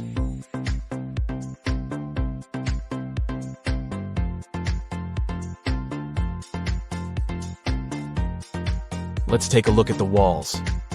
There's the same picture in both houses. But this one is hanging upside down. There's probably a stash behind it. Busted. A teacher has 21 colored pencils. 7 red, 7 yellow, and 7 blue. She needs to divide them into 2 piles so that one pile would have 3 times fewer red pencils than the second one. And the second pile should have 2 times fewer yellow pencils compared to the first pile. How many blue pens would be in each pile?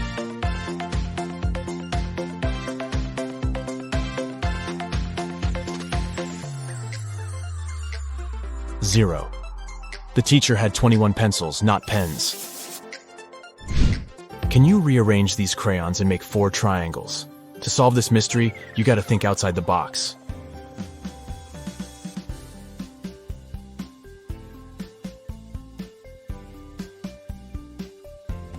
Here's the correct answer. Let's make the task a little harder. Can you remove just 2 crayons to make 2 squares? Ready to see the result?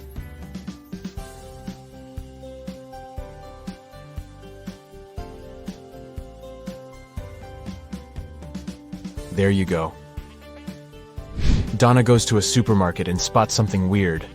2 of these women are pregnant, but one of them just stole a watermelon. Can you guess who?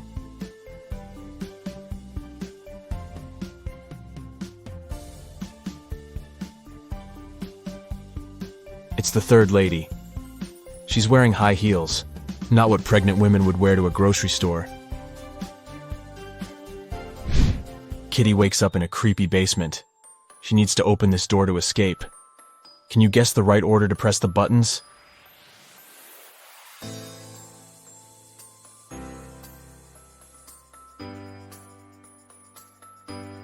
Kitty needs to make the word unlock from the first letters of each emoji. Therefore, she should press the buttons in the following order: unicorn, nose, lobster, onion, cactus, kiss, and voila. Today is Cassie's birthday. She brings a cake to work to celebrate with her colleagues, Stan, Gemma, and Rosie. Cassie unpacks the cake in the office kitchen. Suddenly, Granny calls, and Cassie goes outside to talk to her. After a while, Cassie returns and finds her precious birthday cake on the floor. She questions everyone. Stan says, "I was sending an important email, so I didn't look at the kitchen. But I think it was Gemma. She's just pretending to be your friend." Gemma says, "I went to the toilet to wash my hands. When I returned, the cake was already on the floor." And Rosie says, "I don't know what happened. I went to the opposite side of the room to turn on the coffee machine. I made cappuccino for everyone." Who's lying?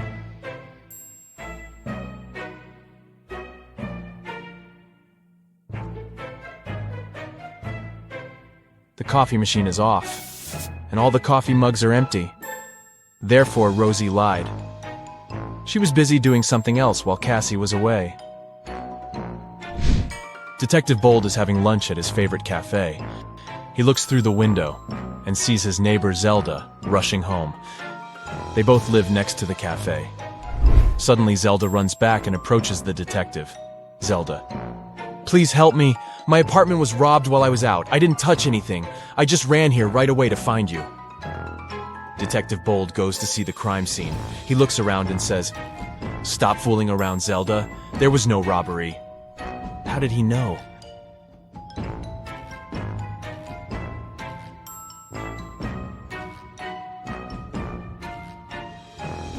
Take a look at this umbrella. Zelda carried it with her when she was rushing home, but she told the detective that she didn't touch anything at the crime scene. She just threw her stuff around the room to make it look like a robbery. Take a look at this fancy group of people. One of them is a real vampire. Can you guess who?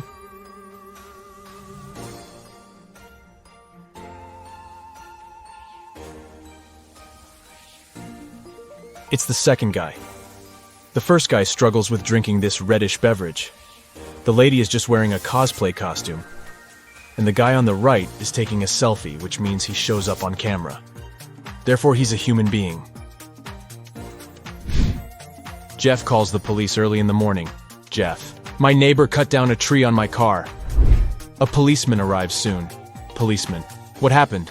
Jeff: "My neighbor and I had a quarrel last night. When I was ready to go to bed, I saw him standing in front of my car. In the morning, I went out to drive to work and saw this. My car is pretty old, but he still has to pay compensation for the damage." The policeman questions Jeff's neighbor. He says, "Jeff is a bit weird. He's always trying to start a quarrel for no reason. I didn't touch the car. I was sleeping all night long." The policeman examines the car and immediately realizes which of the neighbors was lying. Who cut the tree down? Can you guess?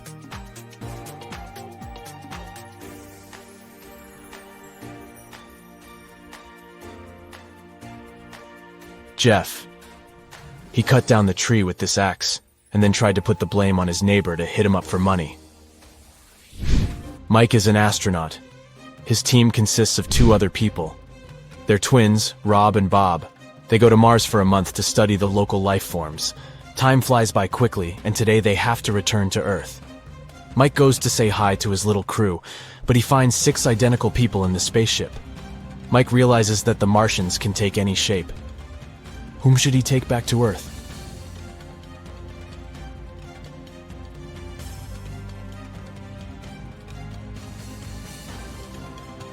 This astronaut has 3 fingers. This guy's hair color is different. This imposter has forgotten to put on human ears. And this guy has different eye color. So the real Bob and Rob are over here. What's wrong here?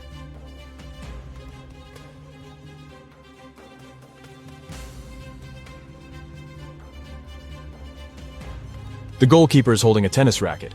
Also, why do they need 2 hockey pucks? Shelly downloads a dating app hoping to find new love. She likes several guys. They begin to chat and share some selfies. All 3 guys claim to be single and living alone, but only one of them is telling the truth. Can you guess who?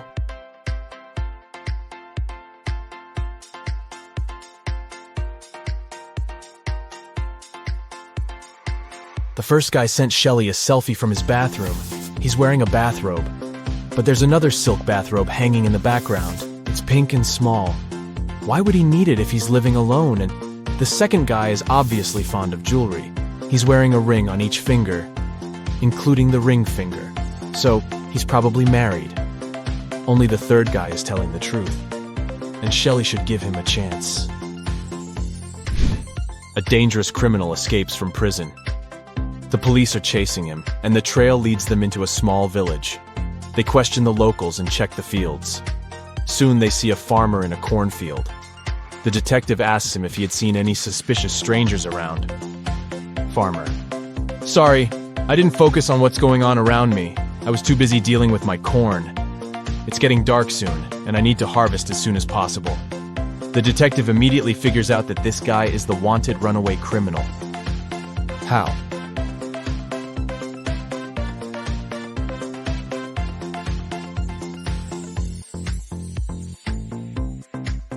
Corn is not harvested like this, so he can't be a real farmer.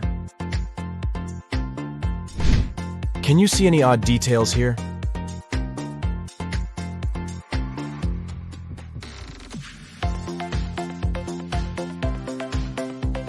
The phone is unplugged, and the laptop is missing a keyboard. Can you spot anything odd?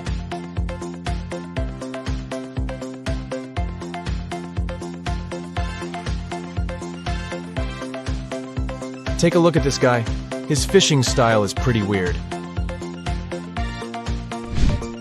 What about this scene? What are they doing wrong?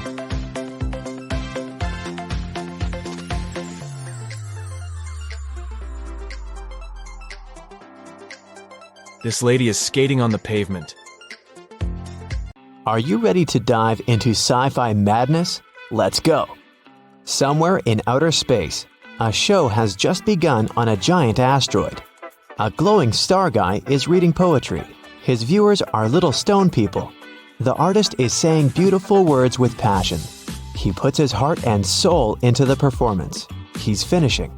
A shining tear is rolling down his cheek. He bows to the audience, but no one is clapping. In fact, they don't react at all.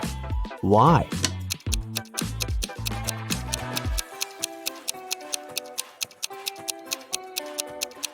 Because this is outer space. There's no sound here. Somewhere in the vast valleys of Mars, races on rovers are taking place. 5 cars are driving at high speed toward the finish line. 3 racers soon leave the others behind, but only one of them will be the winner. Take a look at the dashboard of each of the drivers. Try to figure out who will be the first to come to the finish line.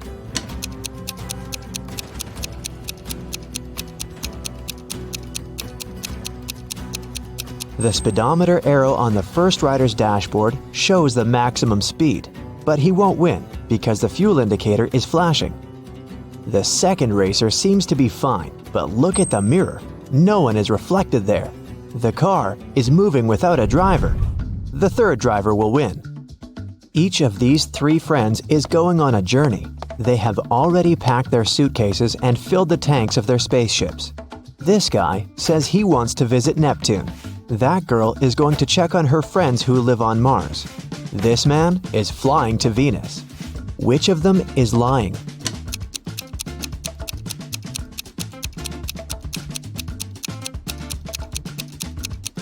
Venus is very close to the sun. It's a scorching hot place. And this man is wearing warm clothes. He's probably lying. Show me your hands! The head of the Department of Extraterrestrial Beings screams. 3 detainees are sitting at the table. One of them is not human. Look at their hands.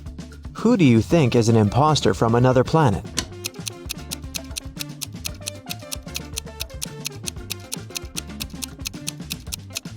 Yeah, this guy has 6 fingers, but there are people on Earth who have such hands. Look at this girl. She has shining green eyes. Apparently, she's not from our planet. 3 wanderers are walking on the dark side of the moon. They're tired and lost. Fortunately, a rescue spaceship spots them. The travelers beg to take them on board, but there is only one seat. The first wanderer carries a heavy box with meteorite rocks. He's tired and can no longer walk with this load. The second guy carries nothing, but he looks sick. The third wanderer says he's exhausted because he's extremely thirsty. He hasn't drank for 2 days. Who really needs help?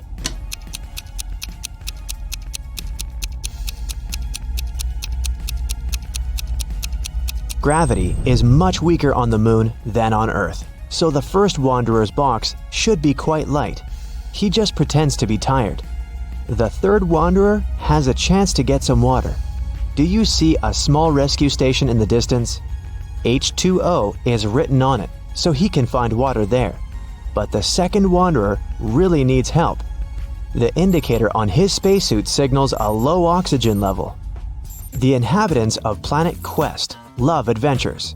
Their favorite place is a dangerous park on a desert planet near a black hole. So one guy named Lup goes there.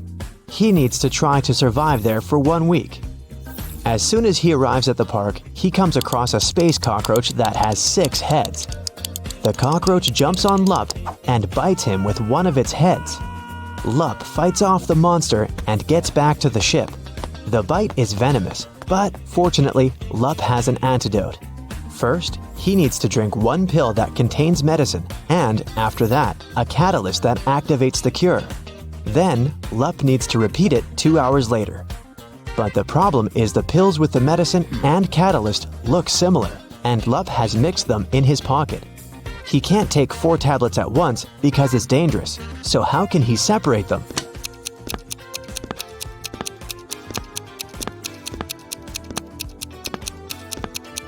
Lup needs to crush all the pills and divide the powder into 2 equal parts. One is for now, and the other he'll swallow 2 hours later. There will be the same amount of catalyst and antidote in each part. You're on planet Veveki, in the Purple Pencil Nebula. Right now you're wandering through a dark forest.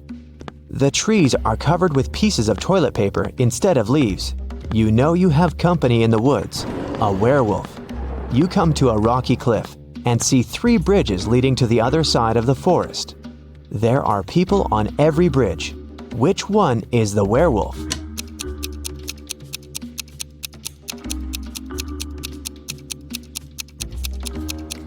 It can be anybody, but it doesn't matter. No one can turn into a werewolf since there's no full moon here. This is not Earth, remember? A dwarf planet illuminates the sky. Welcome to the moon again. Right now, you witness the most incredible jumping competition. Thanks to the weak gravity on Earth's natural satellite, athletes can jump really high. But which of them will jump the highest? The participants put on their spacesuits and walk out of the atmospheric station. They seem to be ready. 3, 2, 1, jump! And we see the winner. She's jumped much higher than her opponents. But wait, there's something wrong here. This participant is not worthy of the title of the winner. She cheated. But how did you understand that?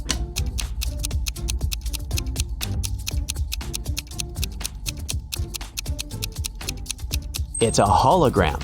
All the participants left footprints on the ground after jumping and landing. But this girl has left no traces, which means she's not real. On the shore of Molten Gum, far away from the village of Talking Stones, there's a big house. This building is different from all others in this neighborhood since it exists in two-dimensional space. The owner is a rich architect, Mr. Ali Lee Bulb, who has just woken up after a 90,000-second nap. He finds a broken diamond banana in the kitchen. Mr. Ali Lee Bulb gets angry and calls everyone who was in the house while he was sleeping. He's going to find out who broke his amazing piece of jewelry. Big closed eye, cardboard giraffe with glasses, and three-headed pelican come into the living room. Tell me who broke the banana. Mr. Ali Lee Bulb says. I didn't do that. I was visiting rich old people in their dreams, Big closed eye tells him. I was watching the Liquid Laughter 3D movie in the living room all this time, the giraffe says. I have no idea who I am and what's going on here. I haven't touched your banana, said one of the pelican's heads. Mr. Ali Lee Bulb immediately realizes who's lied to him. And you?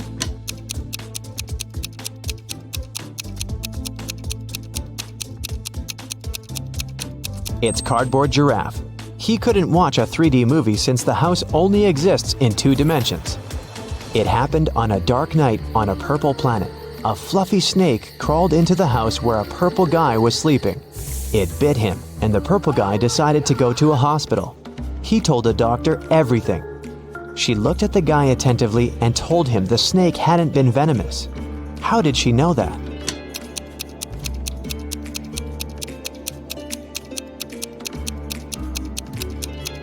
It was 3:45 a.m. on the clock in the guy's room. Now it's 11:45 p.m. on the clock in the examination room. The purple guy has spent almost a day trying to get to the hospital. So far, nothing bad has happened to him, which means the snake was not poisonous. The king of a tiny planet has no heirs. But then, who will become the ruler of this world? To choose the best candidate, the king gives every inhabitant 1 seed. Whoever grows the most beautiful flower will get the planet, the king tells them. Come back in 2 months. 2 months later, everyone came back with beautiful flowers. Among hundreds of candidates, there was one girl with an empty pot, and her brother with the most beautiful flower. The king said they would rule the planet. Why them?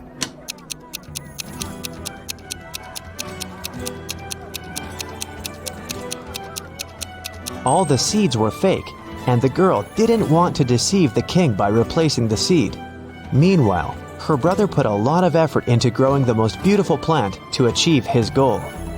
Rain falls upward in this world, cars move backward, broken glass repairs itself. Pens erase words from paper. Chickens hide back in the egg at the end of their life. So you get it, time runs backward here. But something is wrong in this world. What is it? Try to look beyond the picture you've just seen before answering.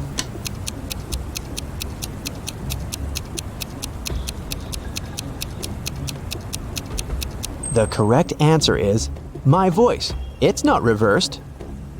Space monsters are chasing you inside an abandoned space station somewhere at the edge of a faraway galaxy. They're stretching their toothy tentacles towards you. Fortunately, you manage to jump into a rescue ship and get out of there. Suddenly, you realize that the ship has no brakes. There's an asteroid belt to your left. A small black hole is on the right, and a red star is in the middle.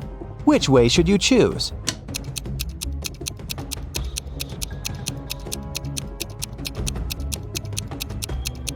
None of these. Don't forget that you can also fly up or down. You're in outer space. It's raining diamonds every day on this planet. The rays of the closest star that warms this world contain gold particles. Banknotes grow on trees. Seas glow green because the water is filled with emeralds. Despite all this wealth, people don't want to live here. Why?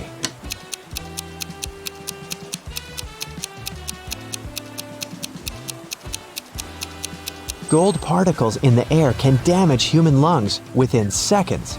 Money trees don't produce oxygen, and there are no fish in the water because of the emeralds. People simply can't exist there.